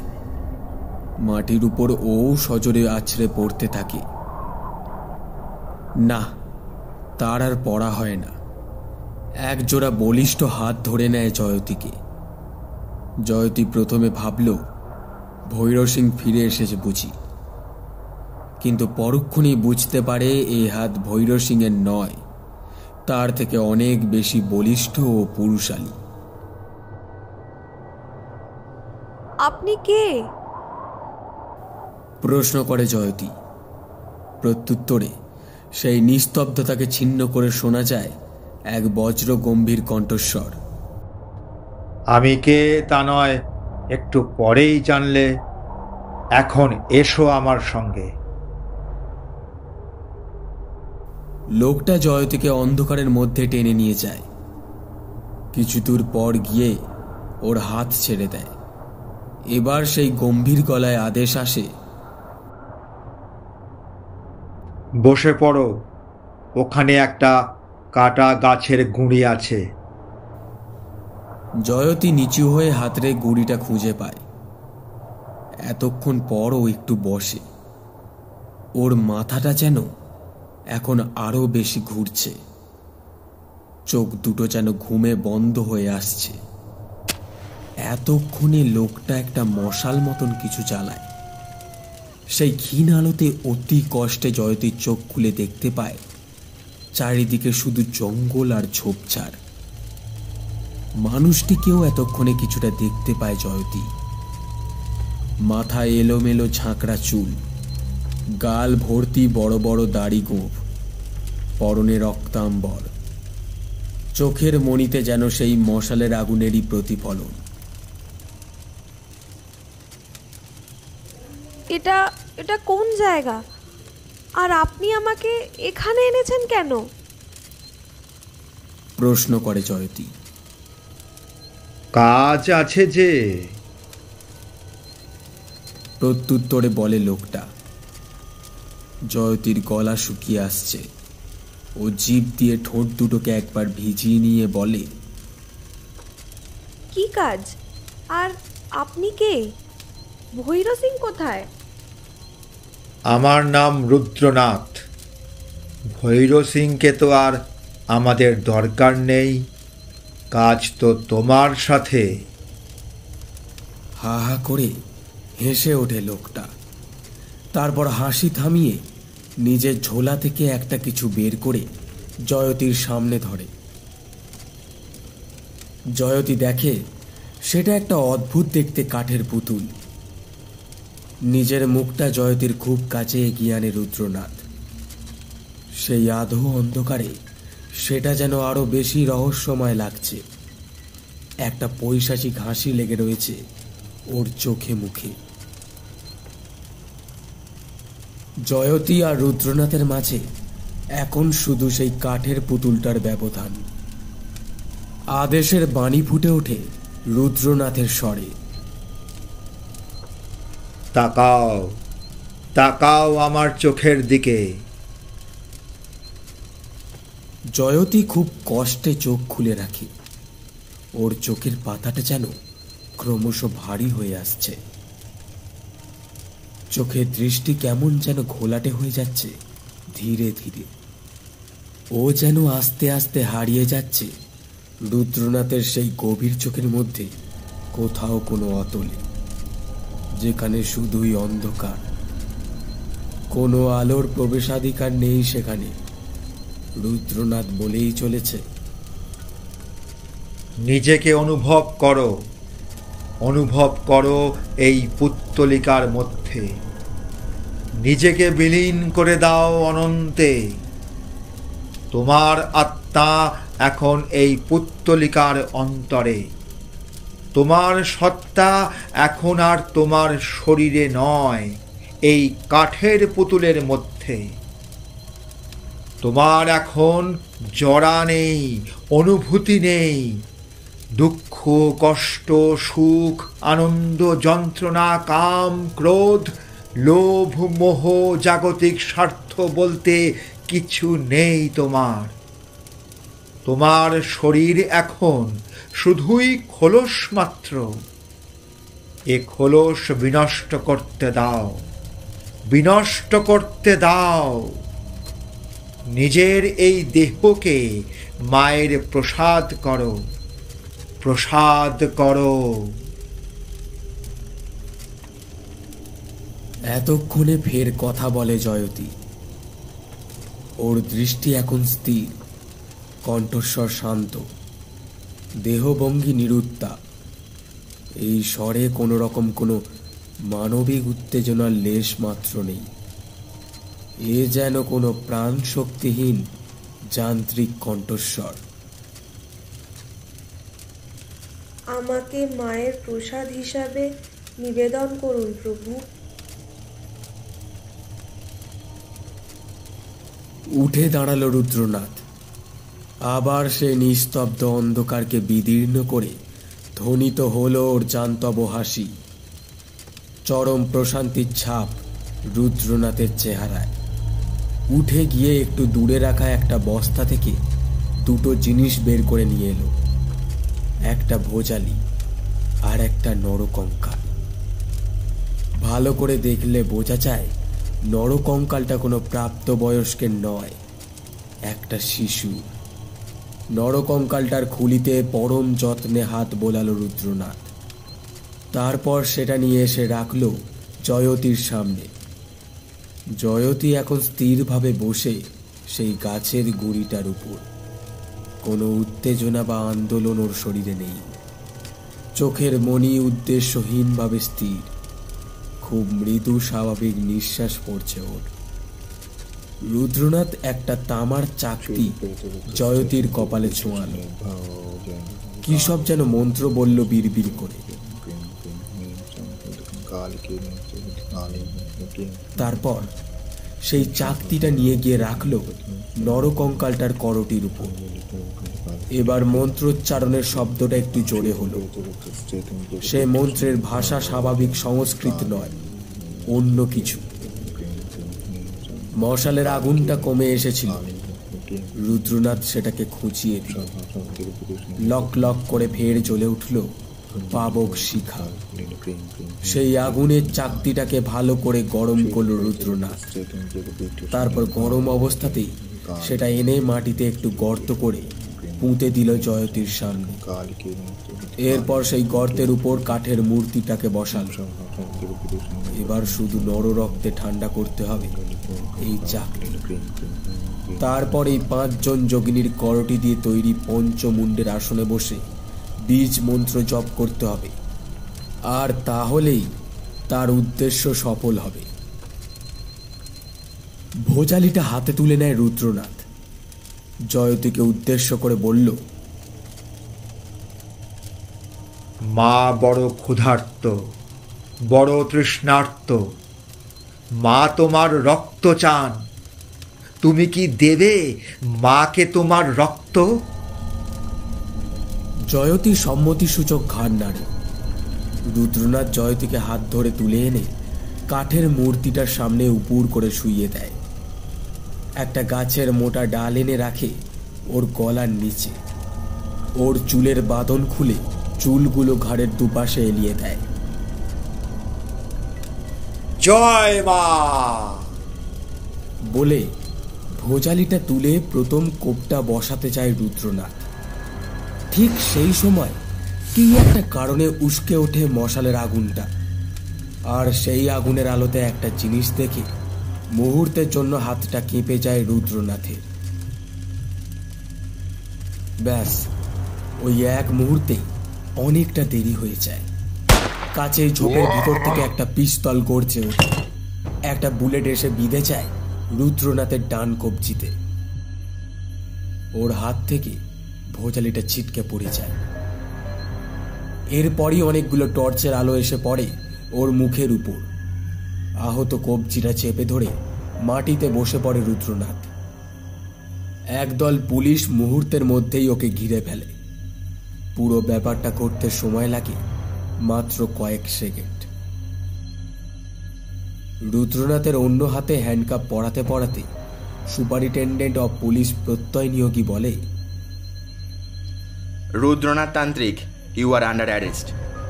আপনার ওপর ভারতীয় পিনাল কোড 1860-এর ধারা 302, 303 ও 304 অনুযায়ী 4টে কুমারী মেয়েকে নৃশংসভাবে গলা কেটে খুন ও একজনকে খুনের চেষ্টা করার অভিযোগে আপনাকে গ্রেপ্তার করা হলো।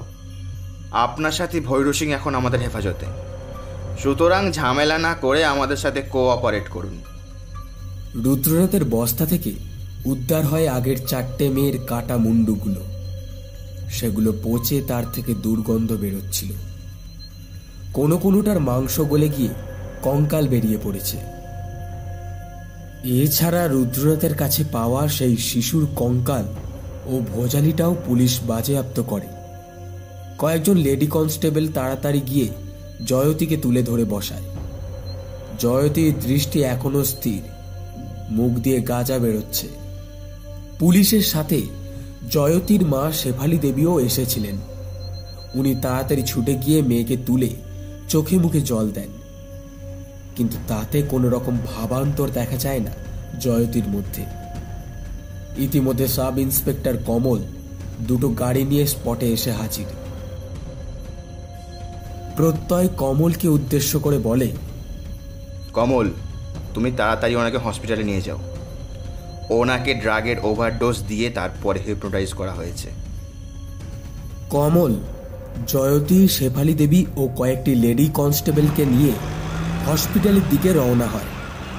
যাওয়ার সময় শেফালি দেবীর সাথে একবার চোখাচোখি হয় রুদ্রনাথের। ক্ষণিকের জন্য বিস্ময়ের রেখা ফুটে ওঠে শেফালি দেবীর চোখে মুখে, আর পরক্ষণেই বিস্ময়ের জায়গায় সেখানে ফুটে ওঠে ভয়। তাড়াতাড়ি চোখ নামিয়ে গাড়িতে উঠে পড়েন শেফালি দেবী। প্রত্যয় ও অন্যান্য পুলিশরা রুদ্রনাথকে নিয়ে অন্য গাড়িটায় ওঠে। গাড়িতে ওঠার আগের মুহূর্ত পর্যন্ত রুদ্রনাথ এক দৃষ্টে তাকিয়ে থাকে কমলদের গাড়িটা যেই দিকে গেছে সেই রাস্তার দিকে।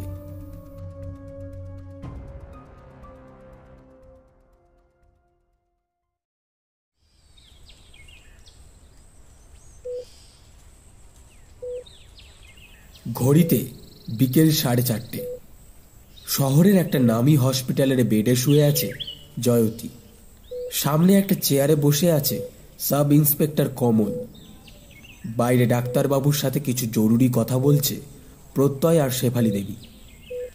সেই ঘটনার পর 1 সপ্তাহ কেটে গেছে। জয়তী এখন অনেকটাই সুস্থ, হয়তো আজই হসপিটাল থেকে ছাড়া পেয়ে যাবে।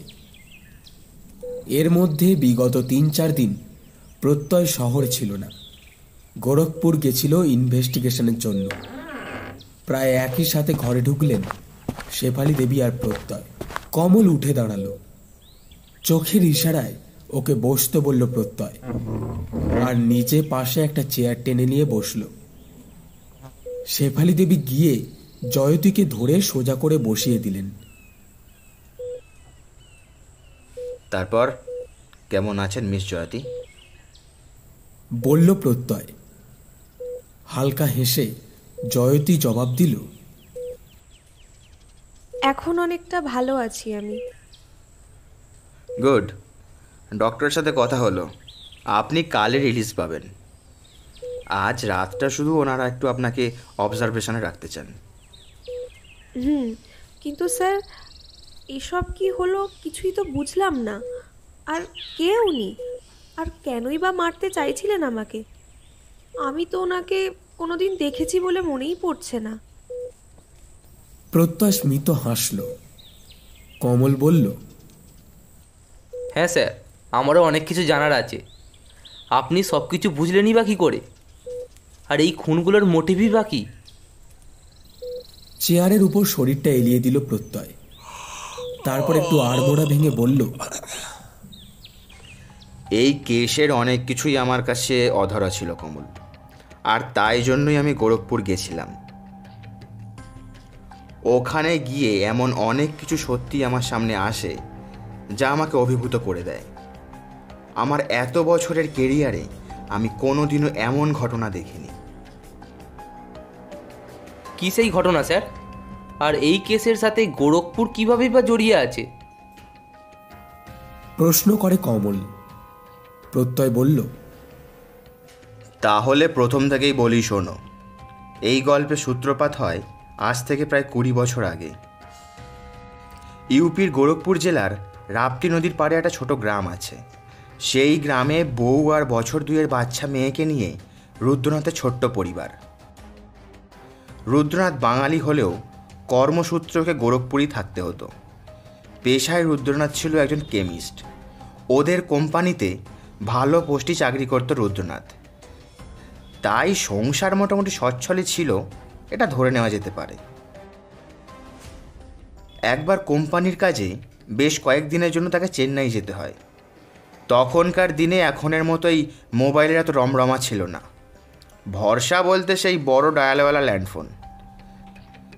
এর মধ্যে একদিন প্রচণ্ড ঝড়, বৃষ্টি ও বন্যা হয় ওদের গ্রামে। রাপ্তি নদীর জল ফুলে ফেপে অনেকটা জায়গা জলমগ্ন হয়। ঘরবাড়ি সব ভেঙে পড়ে, গাছও উপড়ে যায়। বাড়ির বাইরে থাকায় সাধারণত রুদ্রনাথ সেসবে কোনো খবর পায়নি। প্রায় 10-15 দিন পর রুদ্রনাথ যখন গ্রামে ফেরে, ততদিনে সব শেষ। বাড়ি ফিরে মাথায় হাত পড়ে যায় রুদ্রনাথের। বাড়ির ওপর গাছ টাছ পড়ে একেবারে লণ্ডভণ্ড অবস্থা। মেয়ে বউ কোথায় কে জানে। এদিকে রুদ্রনাথ বাড়ি ফিরেছিল সন্ধ্যার মুখে।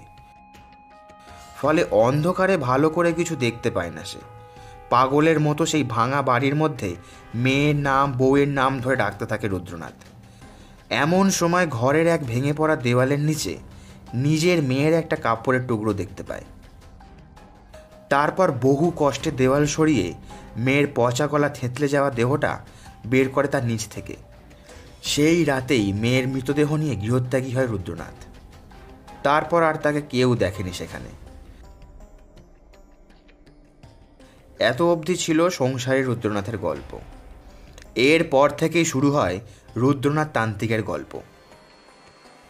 মেয়ের মৃতদেহ নিয়ে আগানে বাগানে রাস্তায় রাস্তায় পাগলের মতো ঘুরতে থাকে রুদ্রনাথ। মন্দির বা কোনো স্থানে কোনো সাধু সন্ত দেখলেই হাতে পায়ে ধরে জোড়াজুড়ি করতে থাকে মেয়েকে বাঁচিয়ে দেওয়ার জন্য। লোকে দূর দূর করে, পাগল বলে ঢিল মারে, পাথর ছুঁড়ে মারে। কোনো কোনো সদহৃদয় ব্যক্তি আবার এটা ওটা খেতেও দেয়। এভাবেই একটা সময় মৃতদেহ পচে কঙ্কাল বেরিয়ে গেল। তবু রুদ্রনাথ আশা ছাড়ল না। মেয়ের কঙ্কালটা একটা বস্তায় ভরে নিয়ে ঘুরতে থাকে। এভাবেই ঘুরতে ঘুরতে রুদ্রনাথের সাথে দেখা হয় লবসং সঙ্গত সেনের সঙ্গে। ইনি হলেন একজন তিব্বতী বৌদ্ধ ধর্মগুরু। এর কাছ থেকেই তিব্বতী বজ্রযান তন্ত্রের কথা শোনে রুদ্রনাথ। বৌদ্ধ ধর্মের সাথে হিন্দু তন্ত্র সাধনার মিলনে তৈরি হয়েছে এই বজ্রযান তন্ত্র। সেই তন্ত্রে নাকি মৃত মানুষকে বাঁচিয়ে তোলার পদ্ধতি বলা আছে। এই লবসং সঙ্গত সেনের সঙ্গেই তিব্বতে যায় রুদ্রনাথ। তারপর পরের 20 বছর ধরে সে ওই তন্ত্র সাধনা করে। এরপর রুদ্রনাথ নিজের মাতৃভূমি বাংলায় ফিরে আসে। এখানে এসে রুদ্রনাথের সাথে পরিচয় হয় ফুচকাওয়ালা ভৈরব সিংয়ের সঙ্গে। যদিও আমার মতে ভৈরব সিংকে রুদ্রনাথ আগে থেকেই জানত, কারণ ওদের দুজনেরই আদি বাসস্থান গোরখপুর। নতুন লোককে নিজের ষড়যন্ত্রে যুক্ত করার থেকে পুরানো চেনা লোকই অনেক ভালো।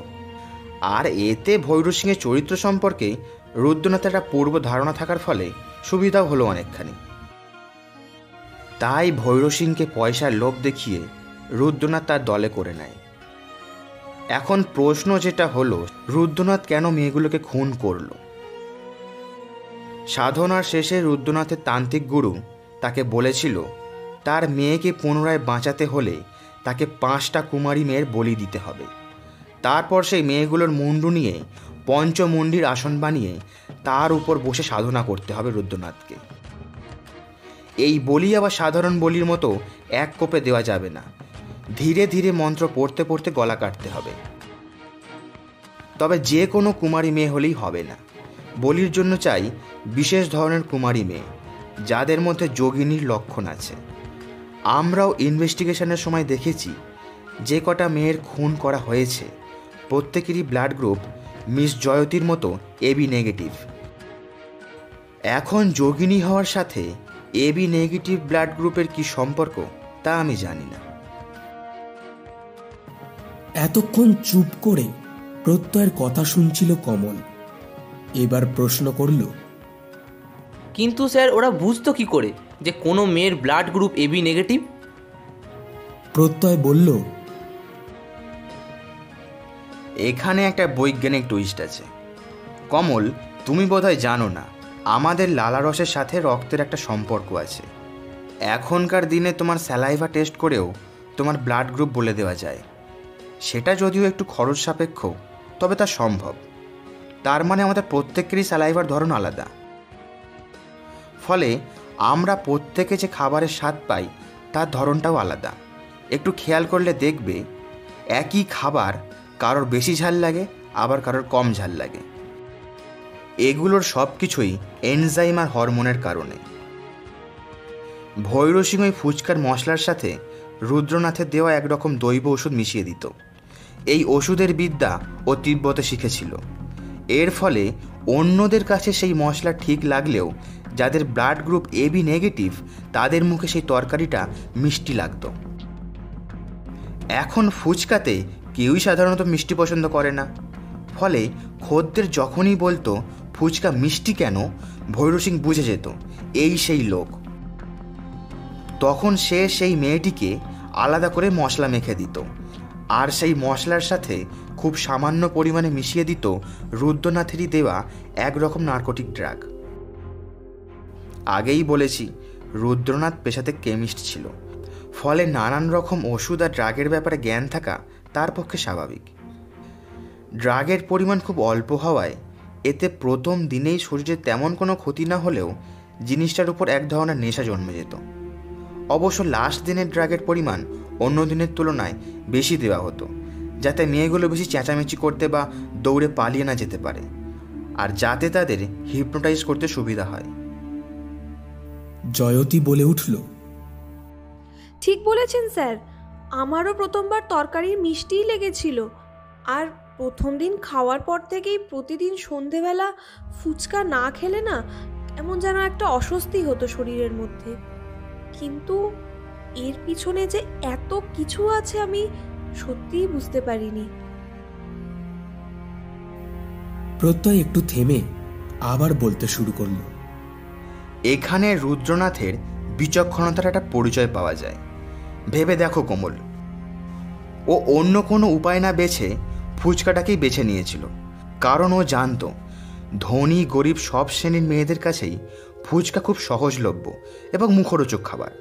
তারা অন্য কোথাও যাক বা না যাক, ফুচকা খেতে তারা আসবেই।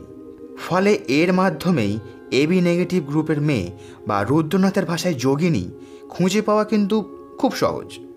একটা জায়গায় তারা একটা মেয়েকে পেলে সেখানে তারা বেশি দিন থাকতো না, জিনিসপত্র গুটিয়ে সেখান থেকে চলে আসতো নতুন জায়গায়। এতে ধরা পড়ার চান্সও কম, আর একটা খুনের জন্য কেউ একজন সামান্য ফুচকাওয়ালাকে সন্দেহ করবে না। কিন্তু স্যার, এসবের পিছনে যে এইসব তান্ত্রিক অ্যাক্টিভিটি রয়েছে, এটা আপনি বুঝলেন কিভাবে? কমলের প্রশ্ন শুনে প্রত্যয় বলল, লাস্ট খুনটা যেখানে হয়েছিল সেই স্পটে আমি একটা তামার কয়েন আর একটা কাঠের পুতুল গোছের কিছু একটা দেখতে পাই। পরে সেদিন তুমি যখন বললে পঞ্চমী তিথিতে তোমাদের বাড়িতে পুজো, তখনই ব্যাপারটা আমার মাথায় ক্লিক করে। তারপর বাংলা ক্যালেন্ডার মিলিয়ে দেখি খুনগুলো যে যে দিনে হয়েছে সবকটা দিনই অমাবস্যা ছিল। অমাবস্যা, গলা কেটে খুন, মুন্ডু কেটে নিয়ে যাওয়া, তামার কয়েন, কাঠের পুতুল সব কিছুকে পরপর সাজালে একটা কথাই সামনে উঠে আসে, এ নিশ্চয়ই কোনো পাগল তান্ত্রিকের কাজ। অবশ্য এই তন্ত্রাচারের কথা রুদ্রনাথ নিজে জেরার মুখে আমাদের কাছে স্বীকার করেছে। কিন্তু স্যার, আমি যে ওই মুহূর্তে ওখানে থাকবো সেটা আপনারা জানলেন কি করে? এবারের প্রশ্ন জয়তীর। আপনার উপর আমাদের অনেক দিন থেকে নজর ছিল ম্যাডাম। আপনি কোথায় যান, কি করেন, কাদের সঙ্গে মেশেন, সব কিছুই আমাদের লোক আড়াল থেকে নোটিশ করেছিল। তবে সবই আপনার ভালোর জন্য। ভৈর সিংয়ের ব্যাপারটাও আমরা জানতাম, কিন্তু তার মাথার ওপর যে কে আছে, মানে কে তাকে চালনা করছে, এটা আমরা জানতাম না। সেদিন যখন আপনি ভৈর সিংয়ের সাথে গেলেন তখন আমরাও নিঃশব্দে আপনার পিছু নিয়েছিলাম। তারপর রুদ্রনাথের সাথে আপনার পুরো কনভারসেশন ও অ্যাক্টিভিটিগুলো আমরা নাইট ভিশন ক্যামেরাতে রেকর্ড করেছি পরবর্তী এভিডেন্সের জন্য। এরপর যখন দেখি সে আপনাকে খুন করতে অস্ত্র তুলেছে, তখন আমরা তাকে গুলি করতে বাধ্য হই। কথা থামিয়ে চুপ করে বসে থাকে প্রত্যয়। একটা হাই তোলে। ঘরের মধ্যে সবাই চুপ। এতক্ষণ সবাই মন্ত্রমুগ্ধের মতন যে গল্প শুনছিল সেটাই বোধহয় আত্মস্থ করার চেষ্টা করছে। একটু পর উঠে পড়ে প্রত্যয়, সাথে কমলও। জয়তীকে উদ্দেশ্য করে প্রত্যয় বলে, মিস জয়তী, আপনি কাল ছাড়া পেয়ে যাচ্ছেন ঠিকই, কিন্তু আমরা হয়তো আপনাকে আরেকটু বিরক্ত করব। আসলে কোর্টে আপনার উপস্থিতি যে লাগবে সেটা তো আপনি বুঝতেই পারছেন। So hope we will get your cooperation. ধীরে ধীরে মাথা নাড়ল জয়তী। Thank you ma'am. প্রত্যয় এরপর শেফালি দেবীর দিকে তাকিয়ে বলল, তাহলে আসি শেফালি দেবী, ভালো থাকবেন। শেফালি দেবী এতক্ষণ মাথা নিচু করে মুখে আঁচল দিয়ে গল্প শুনছিলেন। এবার তিনি মুখ তুলে প্রত্যয়ের দিকে তাকালেন। তার দু চোখে কৃতজ্ঞতা মাখানো দৃষ্টি। হাত জোর করে শুধু একটা কথাই বললেন, ধন্যবাদ আমার মেয়েকে ফিরিয়ে দেওয়ার জন্য। প্রত্যয় আর কমল হসপিটালের ঘর থেকে বেরিয়ে এলো। দুজনে বাইরের দিকে হাঁটতে লাগলো। কমল অনেকক্ষণ থেকেই চুপ করে আছে দেখে প্রত্যয় বলল, কি কমল, এখনো কি ভাবছো? ভাবছি স্যার রুদ্রনাথের কথা। নিজের মরা মেয়ের কঙ্কাল পিঠে করে এত বছর বয়ে বেড়ানোটা কি চারটিখানি কথা? প্রত্যয় একটা সিগারেট ধরিয়ে একটু ম্লান হেসে বলল, তাও যদি নিজের মেয়ে হতো। এক ঝটকায় মাথা তুলে প্রত্যয়ের দিকে চাইল কমল। ওর দু চোখে বিস্ময় উপচে পড়েছে। নিজের মেয়ে নয় মানে? তাহলে ওই কঙ্কালটা কার?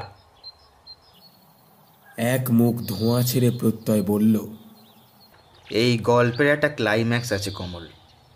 ভিতরে যেটা শুনলে সেটাই কিন্তু শেষ নয়। রুদ্রনাথের গল্পে তার পরিবারে বউ মেয়ে ছাড়াও আরও দুজন ক্যারেক্টার ব্যাকগ্রাউন্ডে আছে। এরা হলো রুদ্রনাথের বাড়ির এক পরিচারিকা ও তার বছর দুয়েকের মেয়ে। এই পরিচারিকাটিও ছিল জাতিতে বাঙালি। রুদ্রনাথের বউ ভালো হিন্দি বলতে পারতেন না, যাতে সারাদিন তিনি কথা বলতে পারেন সেই জন্য একজন বাঙালি কাজের লোক রেখেছিলেন। এই কাজের লোকটি ছিলেন বিধবা। মেয়ের জন্মের কিছুদিন পরই তার স্বামী এক দুর্ঘটনায় মারা যায়। এই অসহায় সম্বলহীনা সাদামাটা মেয়েটিকে খুব ভালোবাসত রুদ্রনাথের বউ। তার মেয়েটিও ছিল রুদ্রনাথের মেয়ের বয়সী, তার খেলার সাথী। এই শিশুটিকেও বড় যত্ন করত রুদ্রনাথের বউ। নিজের মেয়ের জন্য খেলনা কিনলে তার জন্যও সে কিনত। নিজের মেয়ের জন্য জামা কিনলে সেই একই রকম জামা সেই মেয়েটির জন্য কিনে আনত। রুদ্রনাথের বাড়ির কাছেই একটা ছোট্ট টিনের ছাউনি দেওয়া ভাড়া ঘরে ওরা থাকত। সেদিন দুর্যোগের ফলে ঘরে জল ঢুকে যাওয়ায় মা মেয়ে আশ্রয় নেয় রুদ্রনাথদের পাকা বাড়িতে। রুদ্রনাথ তখন বাইরে, ফলে দুর্যোগে একজন সঙ্গী পেয়ে মনে খানিকটা সাহস পায় রুদ্রনাথের বউ। ঘরের মধ্যে খেলা করছিল দুই বাচ্চা। পরিচারিকার বাচ্চা মেয়েটা খেলতে খেলতে ঢুকে যায় খাটের নিচে। এমন সময় হুড়মুড় করে ভেঙে পড়ে ঘরের দেওয়াল। রুদ্রনাথের বউ ছুটে বাঁচাতে যায় বাচ্চা মেয়েটিকে, কিন্তু তার ওপরও দেওয়াল ভেঙে পড়ে যায়। ভাঙা দেওয়ালের নিচে পৃষ্ঠ হয়ে মারা যায় রুদ্রনাথের বউ আর সেই বাচ্চা মেয়েটি। সেই পরিচারিকা তখন রুদ্রনাথের মা মরা মেয়েটিকে বুকে তুলে নেয়। পরদিনই অন্য কিছু লোকের সঙ্গে সে বাচ্চা মেয়েটাকে নিয়ে বন্যা দুর্গস্ত এলাকা ছেড়ে পালিয়ে আসে। পরে অবশ্য সেই পরিচারিকাটি ফিরে এসেছিল রুদ্রনাথের খোঁজে, কিন্তু রুদ্রনাথ তখন সেই পরিচারিকার বাচ্চা মেয়েটার মৃতদেহ বুকে নিয়ে রাস্তায় রাস্তায় পাগলের মতো ঘুরে বেড়াচ্ছে। আসলে রুদ্রনাথ যখন বাড়ি ফিরেছিল তখন ছিল সন্ধেবেলা। সেই আবছা আলোয় সে বুঝতেই পারেনি যে ওটা ওর মেয়ে নয়। আর ততদিনে মৃতদেহ ফুলে পচে চেহারা বোঝাও দুষ্কর হয়ে উঠেছিল। এদিকে সেই পরিচারিকা তারপর বাংলায় ফিরে আসে। মনিবের মেয়েকে নিয়ে নতুন করে জীবন শুরু করে। কষ্ট করে বুকের সবটুকু ভালোবাসা উজাড় করে বড় করতে থাকে সেই মেয়েটিকে। তাকে বিন্দুমাত্র বুঝতে দেয় না সে তার আসল মা নয়। রুদ্রনাথের বউয়ের ঋণ সে সুদে আসলে ফিরিয়ে দিয়েছে। এখন তারা কোথায় আছে আপনি জানেন? প্রশ্ন করল কমল। কমলের দিকে তাকিয়ে একটু হেসে ঘাড় নাড়ল প্রত্যয়। কোথায় স্যার? আমি চিনি, সেই শহরেই আছে, বলতে পারো এখন এখানেই আছে। তুমিও তাকে চেনো। রুদ্রনাথের বাড়িতে যে ভদ্রমহিলা পরিচারিকার কাজ করতেন তার নাম কি জানো? শেফালি নন্দী। সামনে এই মুহূর্তে বোম পড়লে বোধহয় কমল এত আশ্চর্য হতো না। খানিকক্ষণ প্রত্যয়ের দিকে তাকিয়ে থেকে ও বলল, তার মানে? হ্যাঁ, তার মানে জয়তীই হলো রুদ্রনাথের আসল মেয়ে। তা স্যার আপনি জয়তীকে বলবেন না ওর আসল পিতৃ পরিচয়ের কথা? বলে কি লাভ কমল? 4খানা নৃশংস খুনের অভিযোগ আছে রুদ্রনাথের নামে। বিচারে ওর ফাঁসি নিশ্চিত। এই সময় যদি জয়তী জানতে পারে রুদ্রনাথই ওর আসল বাবা, তাহলে কি পিতা পুত্রীর মিলন খুব সুখকর হবে? এছাড়া অন্য দিকটাও বিচার করো। যে মেয়েকে শেফালি দেবী বুকে আগলে এত বড় করল, সে যদি জানতে পারে যে শেফালি নন্দী তার আসল মা নয়, তখন ওদের দুজনের মুখের মধ্যে দিয়ে কি ঝড় বয়ে যাবে একবার ভেবে দেখো। তার চেয়ে যে যেমন আছে থাক না। জয়তী যে শেফালি দেবীকে নিজের মা হিসাবে জানে, সেটা নিয়ে সারা জীবন কাটিয়ে দিক না হয়, এতেই সবার ভালো। শেফালি দেবী রুদ্রনাথকে চিনতে পেরেছিলেন, তাই না? আর আমিও সে ব্যাপারটা বুঝেছি যে উনিই এ কথা বুঝতে পেরেছেন। তাই ঘরের বাইরে আমি ওনাকে আসল কথাটা জিজ্ঞাসা করি। তখন উনি আমার হাত ধরে কেঁদে অনুরোধ করলেন যাতে আমি জয়তীকে সত্যি কথাটা না বলি। উনি না বললেও আমি কথাটা জয়তীকে কখনোই বলতাম না। আর রুদ্রনাথ, সে তো কোনোদিনও জানতে পারল না যে তার মেয়ে এখনো বেঁচে আছে। রুদ্রনাথ তা জানে। সেও জানে? হ্যাঁ, প্রথমে জানতো না, কিন্তু সেদিন স্পটে শেফালি দেবী আর রুদ্রনাথ দুজনকে দেখে চিনতে পেরেছে। এছাড়া জয়তীর কাঁধে একটা বার্থমার্ক আছে। বলি দেওয়ার সময় সেটা দেখে রুদ্রনাথ ক্ষণিকের জন্য বিচলিত হয়েছিল, কারণ তার মেয়ের শরীরের এই চিহ্নটা তার পরিচিত। প্রথমে অবশ্য ব্যাপারটা কাকতালীয় ভেবেছিল সে, কিন্তু পরে শেফালি দেবীকে দেখে 2 × 4 করতে একদম অসুবিধা হয়নি ওনার। কমল চুপ করে দাঁড়িয়ে থাকে। হাতের সিগারেটটা ফেলে দিয়ে প্রত্যয় বলল, ভাগ্যের কি নিষ্ঠুর পরিহাস দেখো। নিজের মেয়ে ভেবে 20 বছর ধরে শেফালি দেবীর মেয়ের কঙ্কালকে পিঠে নিয়ে বয়ে চলল রুদ্রনাথ, আর এদিকে রুদ্রনাথের মেয়েকে স্নেহ ভালোবাসা দিয়ে নিজের মেয়ের মতো করে বড় করে তুললেন শেফালি দেবী। আবার ভাগ্যের ফেরে মেয়েকে ফেরানোর জন্য নিজের সেই মেয়েকেই বলি দিতে যাচ্ছিল রুদ্রনাথ। কি আজব এই সংযোগ। কমল, এই পৃথিবীতে অনেক সময় অনেক কিছু ঘটে, যাকে শুধুমাত্র ভালো খারাপ বা ঠিক ভুলের নিরিখে বিচার করা যায় না।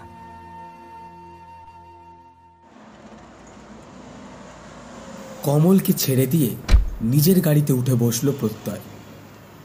এখন একটু একা কোথাও ঘুরতে ইচ্ছা করছে ওর। পার্কিং থেকে গাড়ি বের করে বাড়ির উল্টো মুখের সরু কাঁচা গলি রাস্তাটার দিকে স্টিয়ারিং ঘোরালো প্রত্যয়। ধীরে ধীরে বিকেল গড়িয়ে সন্ধে নামছে। পশ্চিম আকাশে একখণ্ড কালো মেঘ উঠেছে। তার আড়ালেই অস্তগামী লাল সূর্যটা একবার মুখ লুকোচ্ছে, পরক্ষণেই আবার উঁকি দিচ্ছে। সারা আকাশটা যেন একটা ক্যানভাস, আর তার বুক জুড়ে নীল, কমলা, হলুদ আরো নানান রঙের খেলা। অনেকটা যেন আমাদের জীবনের মতোই। এই রকমই কোনো এক বিকেল বেলায় এক চোখ স্বপ্ন নিয়ে বাড়ি ফিরেছিল রুদ্রনাথ। ফেরার সময় বুঝতেও পারেনি তার জীবনের ওই রঙিন আকাশে কালো মেঘ ঘনিয়ে উঠেছে। রুদ্রনাথের জন্য কেমন যেন একটা কষ্ট হয় প্রত্যয়ের। ও জানে রুদ্রনাথ খুনি, 4-4টে ভয়ঙ্কর নৃশংস খুন করেছে সে। কিন্তু যদি একজন বাবার দৃষ্টিভঙ্গিতে দেখা যায়, তাহলে কজন পিতা পারে তার মেয়ের মৃতদেহকে বছরের পর বছর বুকে চেপে ধরে পথ চলতে? কজন বাবা পারে মৃত মেয়েকে বাঁচানোর জন্য সব ছেড়ে দেশ দেশান্তরে ছুটে বেড়াতে? ভালো চাকরি ছিল রুদ্রনাথের, কোনো অভাব ছিল না। সে চাইলেই সব ভুলে নতুন করে জীবন শুরু করতে পারত। কিন্তু রুদ্রনাথ সেই সুখ ঐশ্বর্য হেলায় ফেলে ছুটে বেরিয়েছিল শুধু মেয়ের মুখে আর একবার বাবা ডাক শুনবে বলে। কজন মানুষ আছে এই সমাজে যে করতে পারবে এরকম? আইনের চোখে সে কুখ্যাত অপরাধী, কিন্তু সে খুন করেছে শুধু নিজের মেয়ের জন্য। নিজের অন্য কোনো স্বার্থ কিন্তু ছিল না তার এই অপরাধের পিছনে। প্রত্যয় জানে রুদ্রনাথের পন্থা খারাপ ছিল, কিন্তু উদ্দেশ্য নয়। একজন পিতা হিসেবে সে প্রত্যয়ের চোখে অনেক অনেক বড়, অনেক মহান। সূর্যটা ডুবে গেছে বেশ কিছুক্ষণ আগে। আকাশের কালো মেঘটা এখন অনেকটা ছড়িয়ে গেছে। ধীরে ধীরে সন্ধে নামছে পৃথিবীর বুকে। সেই আধো অন্ধকারের মধ্যে দিয়ে ছোট কাঁচা রাস্তা ধরে ধীরে ধীরে প্রত্যয়ের গাড়িটা ছুটে যেতে থাকে দিগন্ত রেখা লক্ষ্য করে।